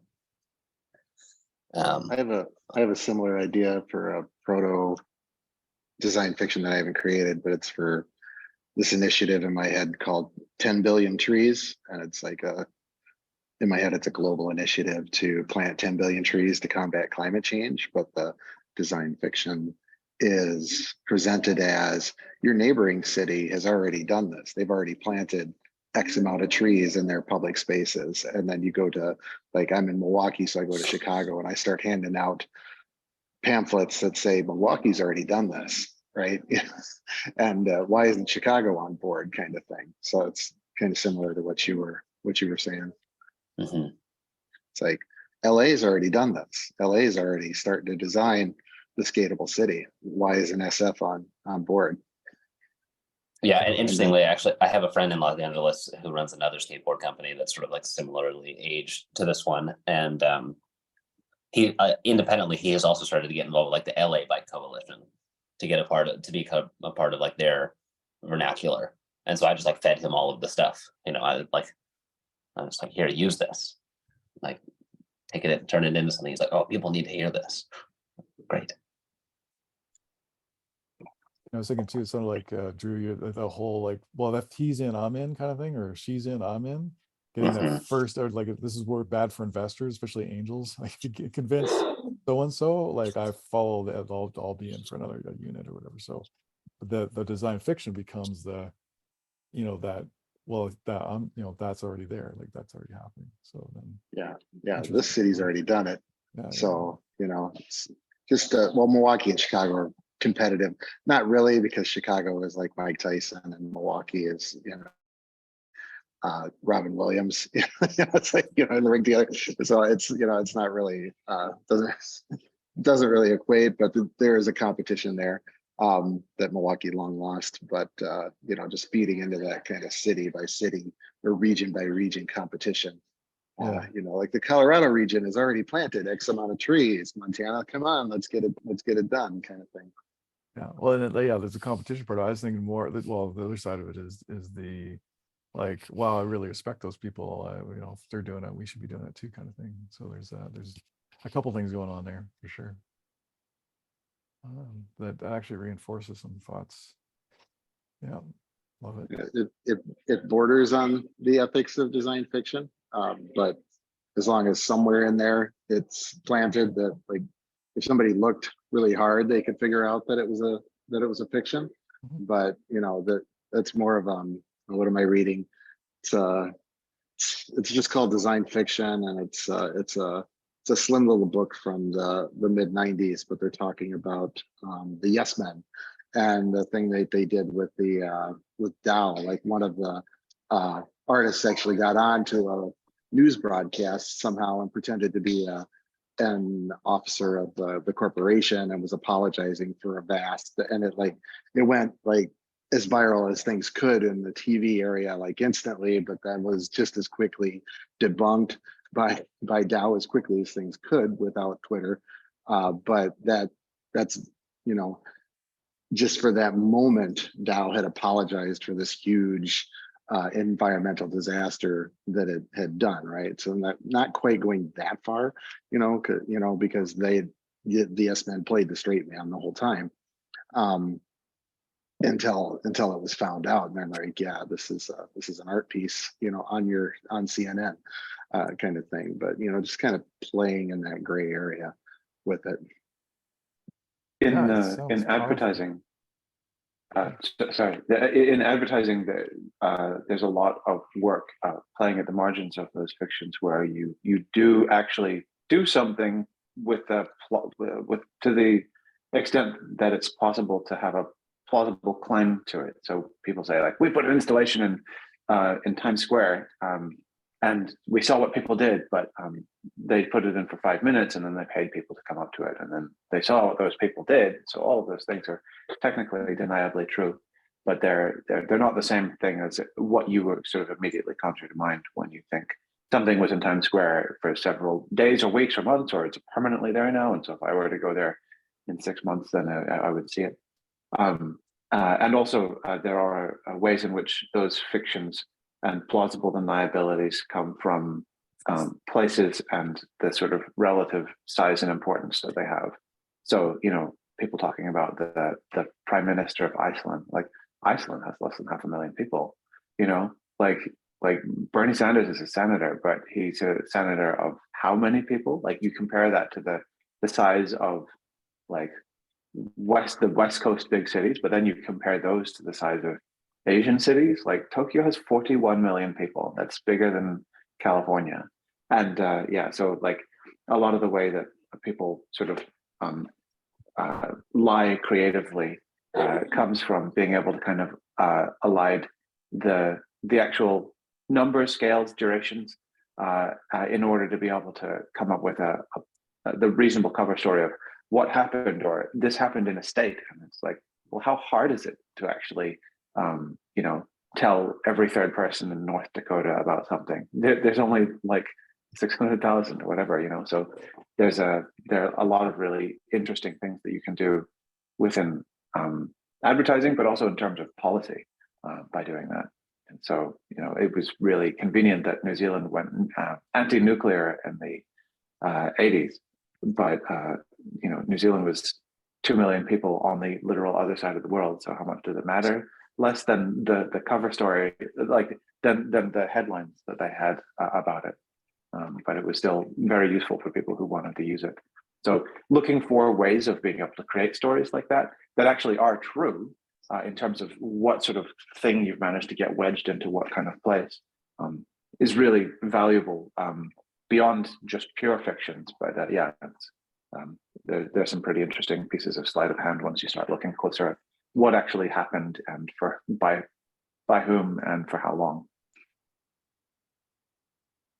Yeah, I think of like, the minimum viable product design fiction for like complete streets is just saying, walking and biking and skating. Right, because like adding that third term changes the conversation, and like you don't have to have done anything else. Right? It's like, oh, well, what do you mean we're designing infrastructure for skating? And that, that's an initial shift. The SF bike coalition is like walking and biking and rolling, which is sort of it's a ridiculous idea, right? As if bicycles don't also roll. It's not. They're trying to find so many ways to sort of be like, well, roller skating and scooters and wheelchairs and all these other things. My sort of thesis here is that like you say skateboarding and you sort of immediately imply solutions for the rest of them in a way that doesn't really happen if you do so for the other modes. But people are they're shy about nodding to something that they've historically marginalized.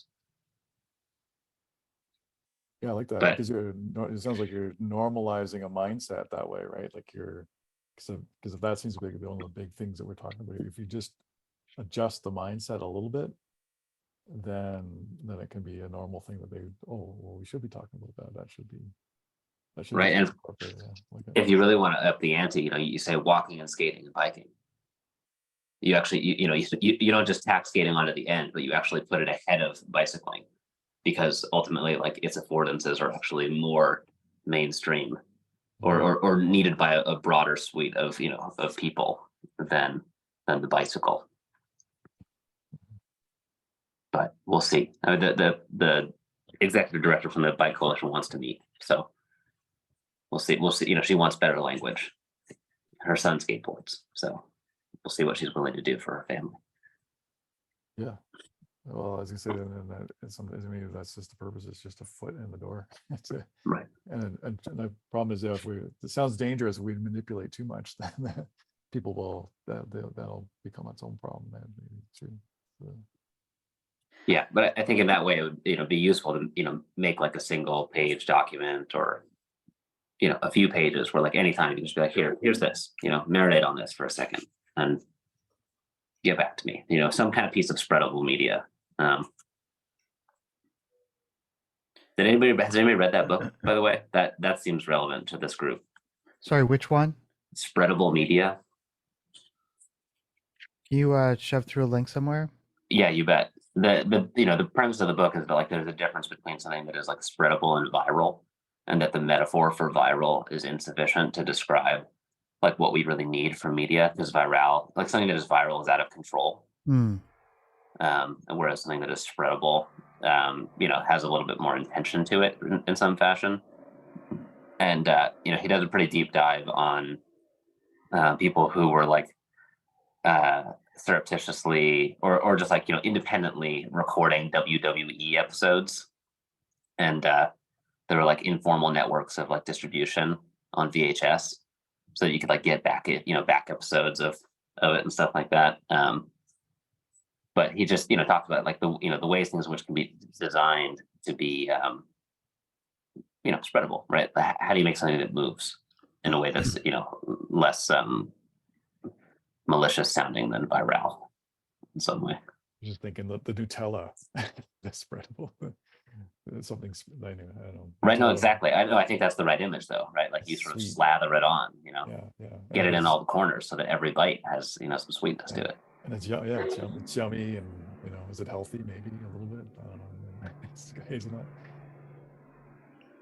Hey, can I relate it to books? Something that I started obsessing about after Kemp and what was it? What workshop? I guess it was Chorka workshop. And you shared that Marc Jacobs thing, which is like I tripped down I tripped into like some serious Heaven? Yes, heaven. And so I was looking at it, I was just like, whoa. And part of it was so the part where I was like, whoa, was it was both, I guess, both the what was the can you shove the link through someplace just for, because I think, but just out of so people have a reference what we were talking about. I'm gonna try to find a couple things here. And so I was like looking at this webpage, and so the other thing that's going on is like I'm kind of like in the you know, in the midst of kind of redoing the Near Future Laboratory, the website and the shop, and also kind of conflicted with, or not conflicted, but also challenged by, it's like, you know, I've got a drop coming up, so I should get the shop done. And also kind of like, how much does it actually matter? And it's like, I really want something simple. And it turns out it's really hard to get a simple, you know, theme. It's just a whole thing. And so anyway, that's beside the point, but it's like looking at this, and the thing that I was enthralled by, Kemp, I gotta say, was the books on there. So these used paperbacks, which are just effervescing a sensibility, and they're all sold out. And so, you know, part of me is kind of like, man, that's clever as fuck. And so part of me is like, I want to put books on the near. So there will be like mostly books on the Near Future Laboratory site, but I want to put ones on there. And also, I'm sort of thinking like, they're all going to be sold the fuck out. They are just books that kind of represent. Like, I don't want to sell.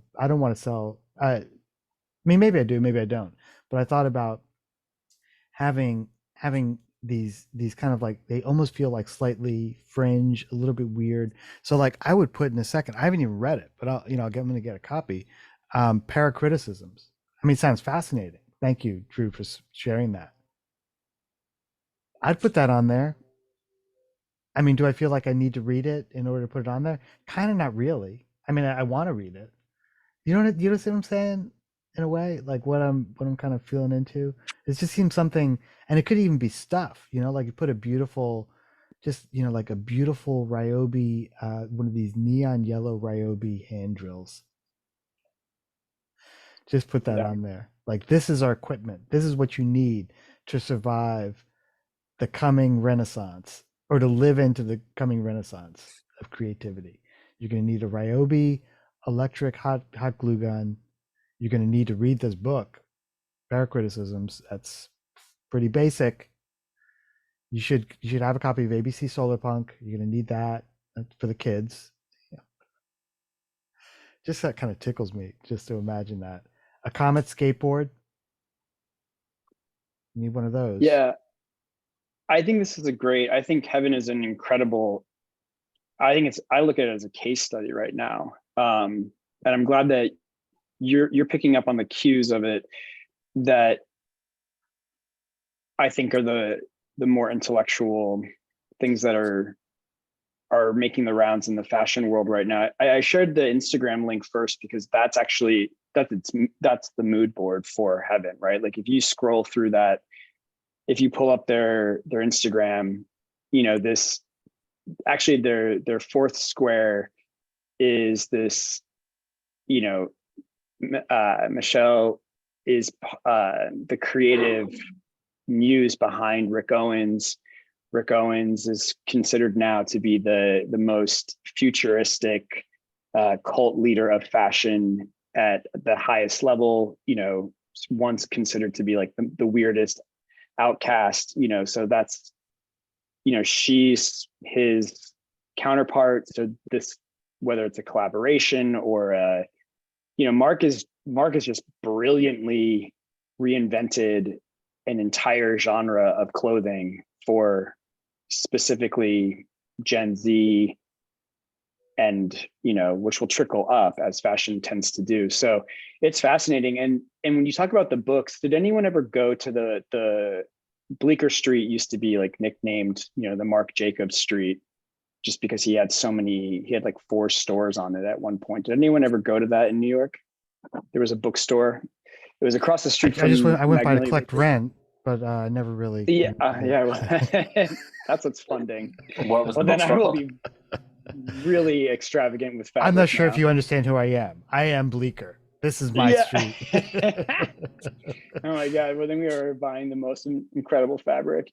Yeah, he had rare edition. He's obsessed with art. You know, Mark is just absolutely obsessed. If you see his art collections and everything, he's just obsessed with contemporary art.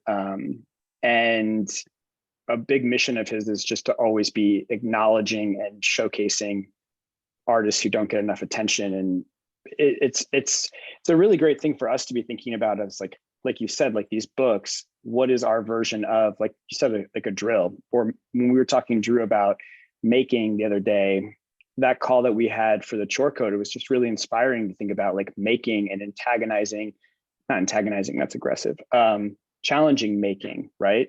What are making tools? And, you know, you have to have this collection of tools. There's so many things that we could put up there that would, you know, I'm not sure if we can sell. People buy everything that Mark puts up there just in general, but you know, that concept, Julian, of like, it seems to make no sense, but it all makes sense. They're so curated. So I think this is a great, it goes back to our conversation about branding too, which I actually had a funny little Instagram moment about. I put it in the general thing on the Discord.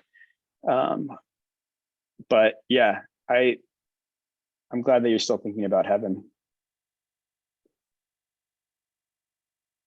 I was thinking too, this idea of having the books so on the shelf, Julian, like I'm guilty. Like there's books around here, like Collapse by Jared Diamond. I read his Guns, Germs, Steel, but I haven't read Collapse yet, right? But I like the fact that the book is there ready for me to grab it and read it.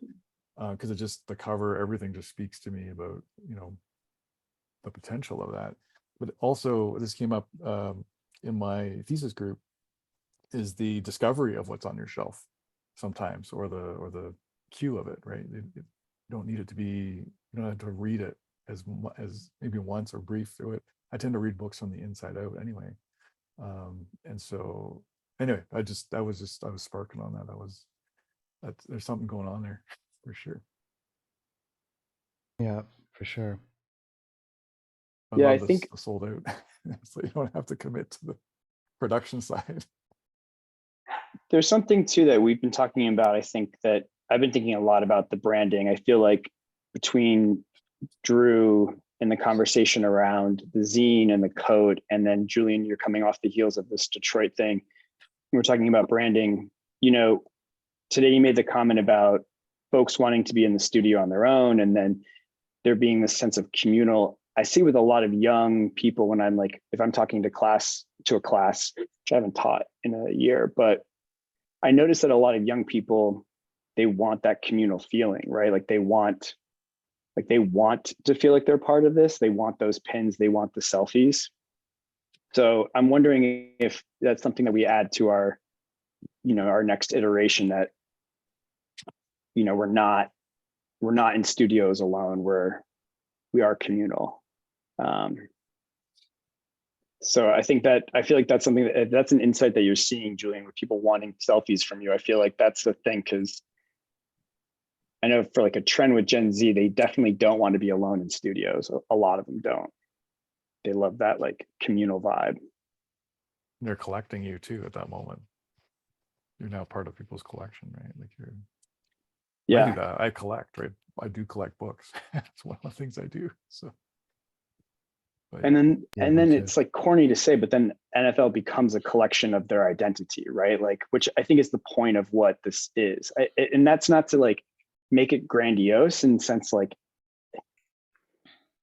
you know, it shouldn't become something that it's, I'm not trying to make it like the Messiah, but like if people are going to look for community, it's good to give them a sense of like positive community for them to do that in, I think, rather than say like, oh yeah, like you can come here and do projects and like there are people around if they get excited. Like I think that for a younger person is going to be a little bit intimidating versus, you know, no, here are pins, here's swag, here's merch, here's a whole ethos that you can dive into, you know.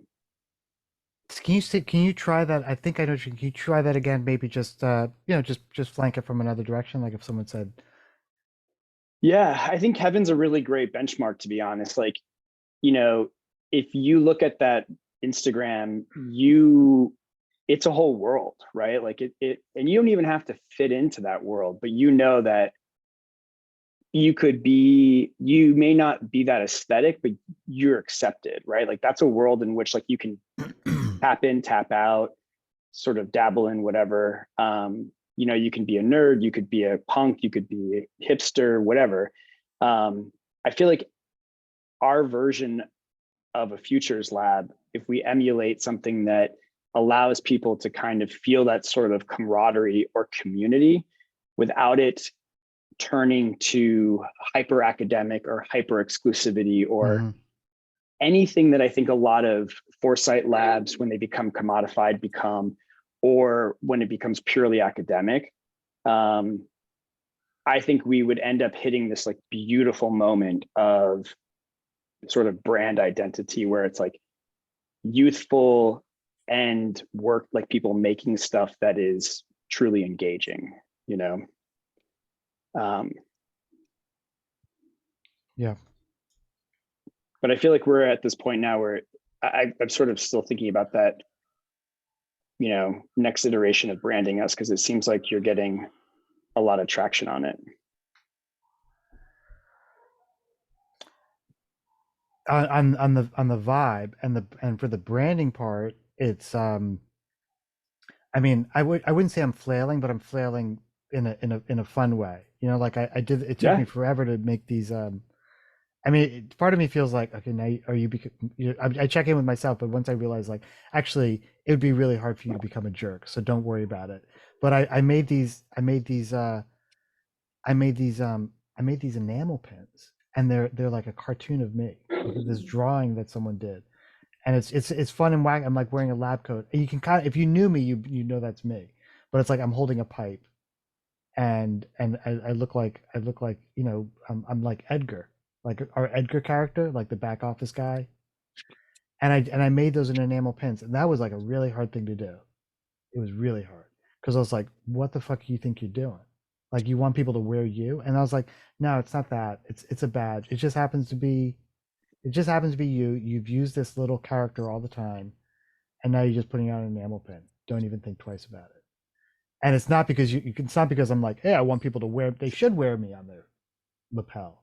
It was more just like this somehow represents spirit, and you just need to be comfortable with the fact that for whatever reason, you know, you happen to be a representation of that, because, you know, you built it, you sort of did this thing, you kind of, and so I'm saying, so that's me flailing, you know, spending months.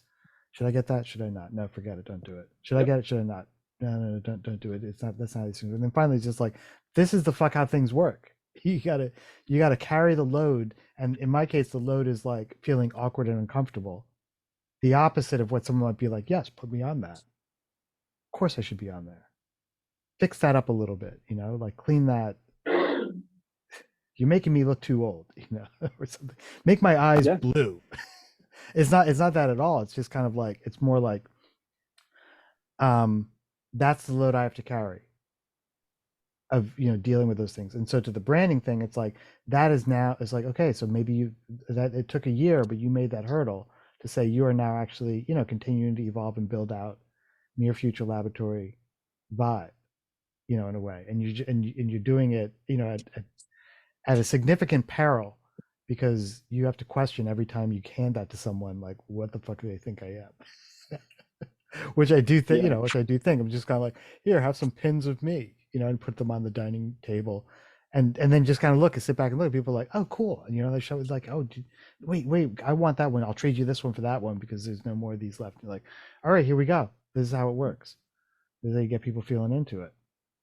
Get them, not in an extractive way, not like, you know. Yeah. I think it's a beautiful, you know, I'm trying to lean more into into this phase of my life of like beautiful problems, and not even problems, but just like, you know, like, this is great. Like the fact that you've gotten this off the ground, and then this collective has gotten to this point within this short amount of time, right?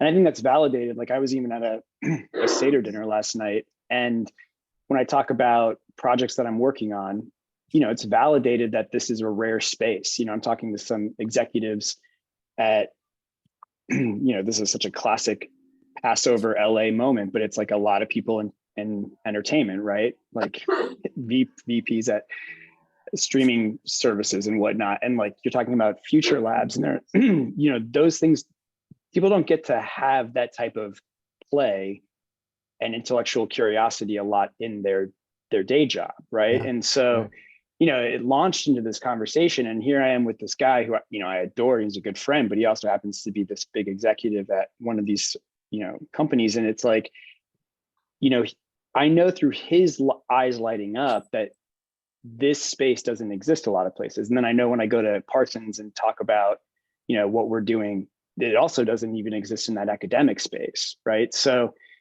then our challenge becomes like, well, then there's going to be a ton of pitfalls that we also have to be aware of, like all this stuff that goes along with growing. But I do feel like we're at that point now where I've even experienced from my conversations with people that this is rare enough and people get excited about it. So then we do have to find a way to swag it up, like get it out there. Because I think when you talk about the communal aspect of, I'm just going to say kids, but I mean that like with just like younger people wanting stuff. And I feel like a lot of us are younger in our mindset, but like, Yeah, so it's the beautiful child kind of, desire Totally. to be expansive and creative and just playful. Yep. And yeah.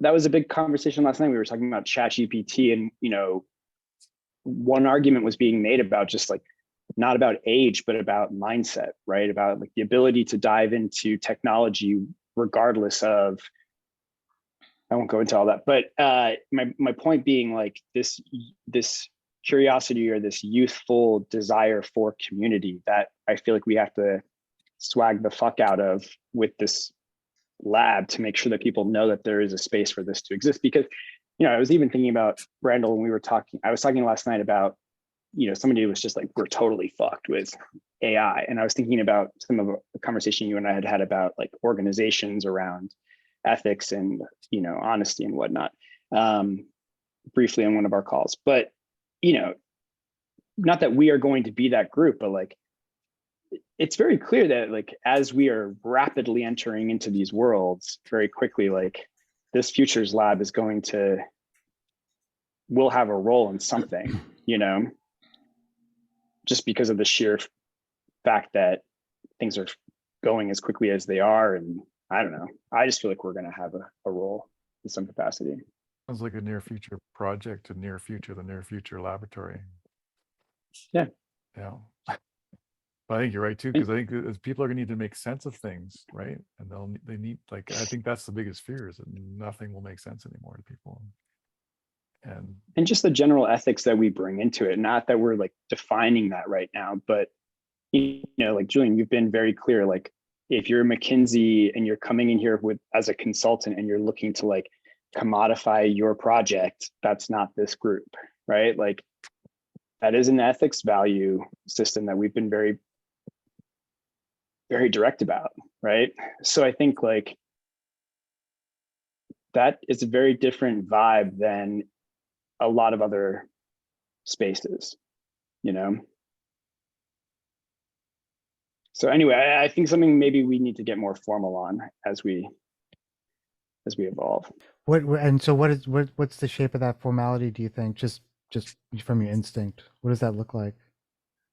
I would love to dive into it. I feel like there's some people here who are better at branding. I'm really not great at branding, but so just to say, I think it's amazing that I think that a beautiful thing will happen if we're not so great at branding. By that I mean not great at what branding means in a capital B, like didn't get the degree from SVA in branding. Because one of the things that, and probably because we're in the same within the same 100 square miles or however big LA is. There's a guy who I've been talking to. I always forget his name. At Lux Typo is the name of his studio. It's just a guy.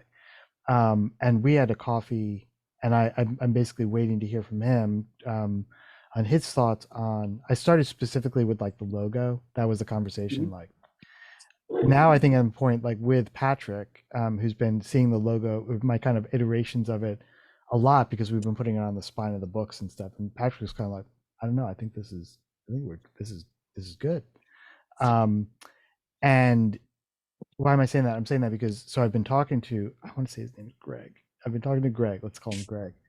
And we had a nice coffee, and he was, I was just blathering, as I will, and we're kind of going back and forth. And I was saying, one of the things I said, which I've been saying for like a few years now, it's like, I'm looking for the opportunity to basically fuck with branding. By that I mean, I don't want the locked up brand book.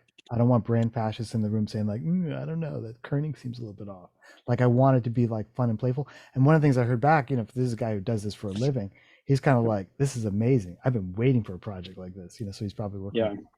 like with Nestle's or whatever. And they're kind of like, no, that's not, how dare you put that drop shadow there or whatever. I'm sure it's not that, but like the anti-branding vibe, I think would just be so much fun to the point where it's like, I feel like we could just have fun because there's no one here to say, I don't know, that doesn't seem like the branding I know from my 30 years doing this as an expert. It's like, Yeah, I love that. we're going to mess with it. It's like, oh my God, can you believe the drop shadow that they put on that shit? Like, what's going on here? It reminds me a little bit, though this is still within a container of just like the MTV renditions, right? It's like, you have MTV as the standard, right? But it's like anything goes. It's just MTV.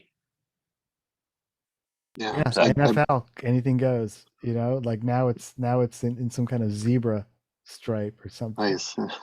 I Just brought him so up in the branding conversation, but Aaron Draplin of Draplin Design Company, he does that. I mean, it's just DDC and like hundreds of different permutations of bright graphic design, on hats and shirts and stickers and everything like that. And it's almost never the same thing twice. But he definitely has that movement with the brand, that malleability. I was gonna say that. I think was it's going spot through on. What Yeah. Kemp you were saying, I viewed it as playful professionals, right? Where you've got this ethics and ethos, pathos, whatever, and then, but playful professionals. So it goes through my mind because you guys are pros, right? Like there is a Yeah. seems like there is a profession growing here. That's the cool thing about this. This is a profession, but nobody's academically recognized as a profession. Yeah, maybe, I don't know. So that goes back to an earlier conversation, but I love the messing with brand. Well, and it sort of reverses what so many companies have done, right? Where they don't stand for anything, but they've nailed down their aesthetics. It's like if we allow the aesthetics or the branding to just constantly be whatever it is and evolve, but we've nailed down what we stand for, that I think that's a much more, whenever I'm doing like research on Gen Z or youth, culture, it's like, that's a huge common thread. It's like, everything is fluid, except I need to know what it is that I'm buying into or who, what you stand for or all these things. And I feel like so I think this whole like anti-branding thing is just spot on. What if everybody who does a project goes into the future, picks up the magazine, but also goes over and picks up the latest Near Futures Laboratory button with Julian's whatever mug on it. So every time you do a New Futures project, you slip by, you go by the office and pick up the latest brand, bring it back with you. So it's always coming back from the future. I think the Julian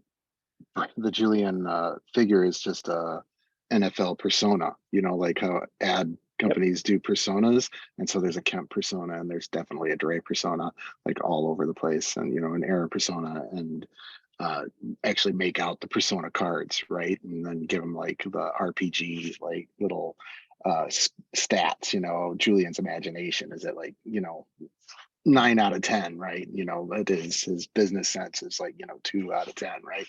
That kind of thing.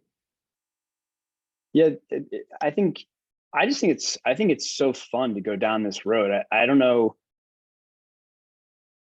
I feel like if we do want to formalize it, so Julian, maybe my question to you is, what do you see as like, what would be helpful for branding for the lab moving forward? I'm just like lost in Draplin. What would be Yeah. useful?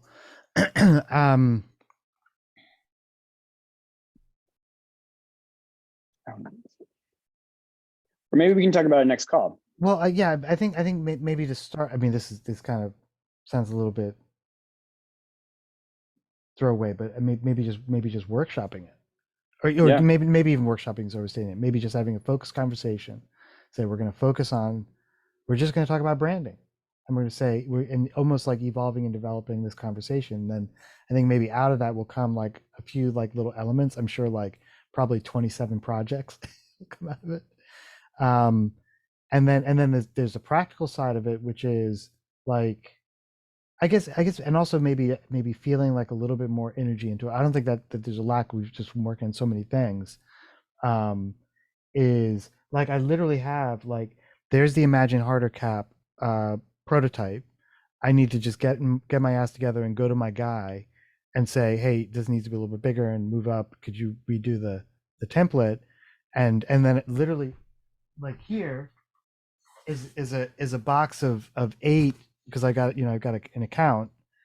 Actually, I think they're 12 blanks from my place. I was like, hey, let's just do 12 blanks. Make sure that the tool chain's working and all that kind of stuff. So this has been sitting here for like probably 2.5 months. So it's like there. It's like one of these. It's in the future. You just have to go there and get it. And bring it Yeah, back. these are like having the book on the shelf. Like, okay, you need to do that. Keep it around. Trip over it, so you remember that it's there. And the same thing with like, I mean, dudes, thousands of enamel pens. I'm just kind of like, what do I do with these? How does this work? And I'm pondering it. Like, I'm not upset about anything. It's kind of like, I'm like, should I send these to my new 3PL with a SOP, standard operating procedure? You give them SOPs for every shipment that says put one of these in each order. It's like, okay, run the numbers on that. Actually, maybe I'll wait until the next, or maybe because it's a slightly higher ticket item, the work kit. Yeah, throw in an enamel pen. That'll be a beautiful surprise. People won't be expecting it. Throw in an enamel pen and a sticker. And they've already got the postcard, so throw a postcard in there. One of the so I got a grip of all these, like different kinds of, thousands of them. Love postcards. that are now with the 3PL.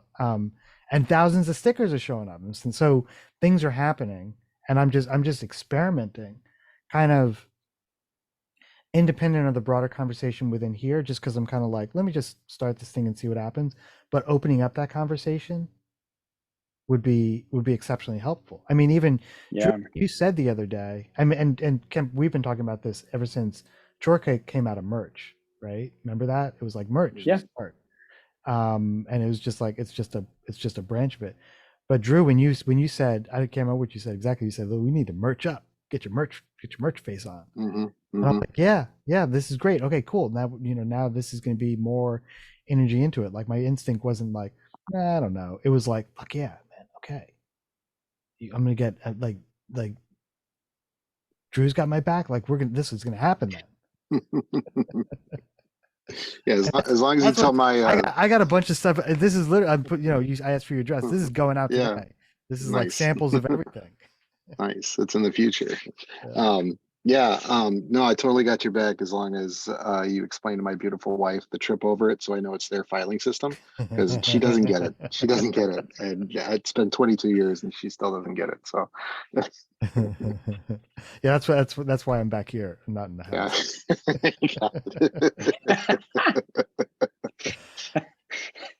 Yeah, and they're always like, when the missus comes through, they're always like these kind of, you can tell there's like kind of like high steps going on and like leaning against the wall to kind of avoid something. There's like another whole room on the other side and be like clang, clang, clang. I'm just trying to find my damn puffer jacket. Yeah.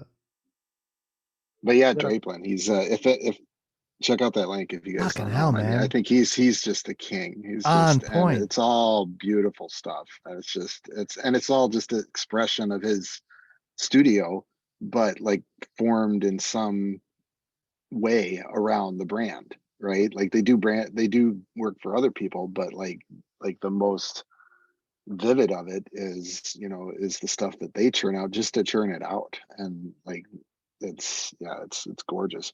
I would love to be in this territory, but not in or if, like what is our version of this, Mm-hmm. given our sensibilities? And that's what I feel like we've become. Like we had if we had a chore coat next to a watch that we did, and there's a whole rich story about it, and ABC Solar Punk and all the other stuff. And I just started generating some tactical chef's aprons out of Midjourney, just and they're just beautiful in like Pantone colors. And I'm just like, maybe that's the direction we go. It's like, and we can get all our flair, we can get all the Persona pins, and get like the Kemp pin and the Steve pin and the Julian pin up on the tactical chef's apron. Yeah, it's beautiful. Of course, I have to learn how to sew now. So it's happening, which I would love to do that. As a matter of fact, I asked Mrs. I was like, because she did a while ago, I was taking classes and stuff, and she was like, "Oh, I still have my machine." I was like, "You do?" I've got my grandma's machine in the basement, and it's just sitting there, and I just need to fire it up. But Joanne Fabrics will. I don't know if they got those in LA, but they teach classes. You can go in there, and you can learn how to do it. So I just want to be able to like embroider and like sew a patch. Like I've been wanting to be able to sew a patch since I was like 13, and I had those Metallica patches that I just couldn't get on my jacket without asking my grandma, and she wouldn't do it because she didn't like the aesthetic. So it's ever since then, but I still haven't realized it. So now I'm 50, maybe it's time. Yeah, I love embroidering. I started that over COVID as my like anxiety reducing skill thing, and I'm obsessed with it now. But yeah, my wife's sister is a artist, an art director in San Francisco area, and she does some just incredible embroidery art, like original art, all in embroidery. So yeah, it's stunning. Cool. Well, I'm down for anyone who wants to do more branding stuff, because I do a lot of like Gen Z research, so I'm always down to keep it. How should we? What would be a good, like? Okay, right now something started, so we have a mark in the sand. Like, is it our usual, like, we'll start a channel? Is that?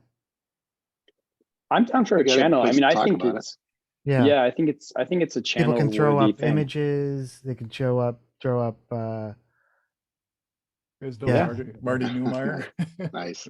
This I've had this, so this has been on my shelf a lot. I have read this one cover to cover a few times, but I love that's like what's in here, right? There's not a lot of writing in this book. It's for the channel, for what I do, my day job is knowledge management. That's called Ba. In Japanese, it's just a space for knowledge sharing, and you can't start anything until you have Ba. So or Ba for us, I guess, with the Android sheet. But so you got it. Nice. Told you. Oh, they're a bunch. Dad jokes are an affliction. Yeah, there are lots of you jokes. There are lots of you jokes in this. Oh damn! I got Is that rescue? It's new. It's nice. Yeah, I get it. That's right. Very good. Get some. Get that in the tactical chef's apron. Dads everywhere will be into the NFL. That's our demographic right there. I love it. Actually, just the fact that it says NFL and it's like not football. Yeah, right. Like that's. I was wondered if you even thought about that, or it occurred to you, or did you care? Did you like? It was just. It occurred to me, and someone like kind of pointed and laughed. Was this was whatever 25 years ago, or it was like. It was almost like, yeah, that's gonna be a problem. This was like a classic grumpy French underminer personality, so it's kind of like, well, whatever. Mm-hmm. And I think there was a time where I was a little bit worried, because I was like, oh yeah, we're not gonna really kind of make it above the fold. And I was like, what the fuck are you talking about? Yeah. But Kim's point was like, lean into it. Yeah, I think it's our saving grace, is that we literally just bandwagon off. I mean, my goal would be that we get a cease and desist letter from them, and then we can post it, and your future one, make one up. Yeah. Oh, that's so good. Yeah, I think that's great. Right. Well, and like there's nothing they can do. Like, it's just an acronym. It's not the same industry. They have no capacity to do anything. So it would be funny, like, oh guys, you got to get out of the past. I'm sure Julian looks good in a suit. Helmet. Yeah, I mean, you're gonna go after a bunch of futurists who are trying to make things better. It's just like, there's, and not to mention, there's just so much actual data to show that tech and the future of what we're all into is more profitable and interesting than. Yeah, but I'm not going to go into all that. Yeah, sorry, I just really have a lot of issues with the actual NFL. But there is, but yeah, I mean, I think it's also a great way to bandwagon off of a brand. I mean, literally, if I posted it in the general in Discord because I didn't know where to post it, but I posted a photo of my obsession with Post-its yesterday on Instagram, and like each morning I try to keep my list of to do on a Post-it so that I don't run this massive list of everything that I have to do. And one of mine was to add people to the NFL chore coat. And a friend of mine was just like, "Oh my God, I had no idea you're into the NFL." And I was like, "Obviously it's the futures group, not the," and he was like, "Oh, my bad, like I'm stupid." And I was like, "Yeah, that's so dumb. Like, how would you ever get that confused? Like," and so I'm all about shaming somebody for the greater good. And so I feel like that's sort of, yeah, we just go forward with it. Like what would be the, I'm looking at the NFL logo now, like what would be, if you gave someone a brief, like could The you football, like you put it on. rebrand that? What would be the near future laboratory one? Is it like a is it the Roll with a literal clock like in it. test tube, or is there something like a little bit more a chip like a like a chip or a telescope, like looking into the future, or Nice. maybe a fun little kind of sketch. It also, sorry, and as you're saying that, Jane, it also makes me think like this is also a time-honored tradition of like creatives and intellectuals sort of mimicking or subverting the athletic world. Like, did anyone, or Jed's not here anymore, right? I think it's at RISD where they made up, RISD plays Brown in hockey. I think RISD has a hockey team and they play Brown, and Brown they're the Bears, and RISD made up that their mascot was the Nads. So when people are in the stands and Brown is chanting "Go Bears," RISD's chanting "Go Nads," and it's like the whole thing is just mockery on like this whole thing, right? So it's like art schools have been doing this, creatives have been doing this, right? Like, I mean, I love being active. I do triathlon, so it's like I have no problem with being athletic, but I have a huge issue with commodified giant organizations that are, again, I'm not going to go into it, but you know what I mean? Like there's a whole like I just wrote a novel about chomping at the bit to go the into it. NHL.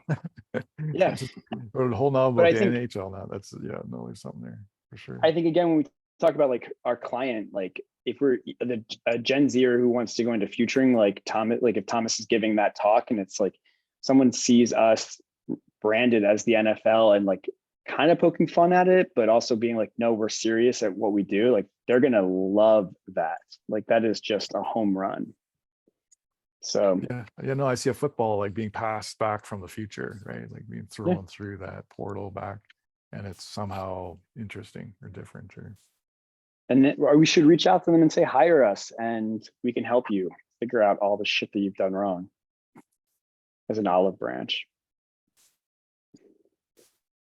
Gotta make it exciting without the concussions. Yeah. I've got to run off, but yeah. Love it. I got Julian, do you want to start that channel?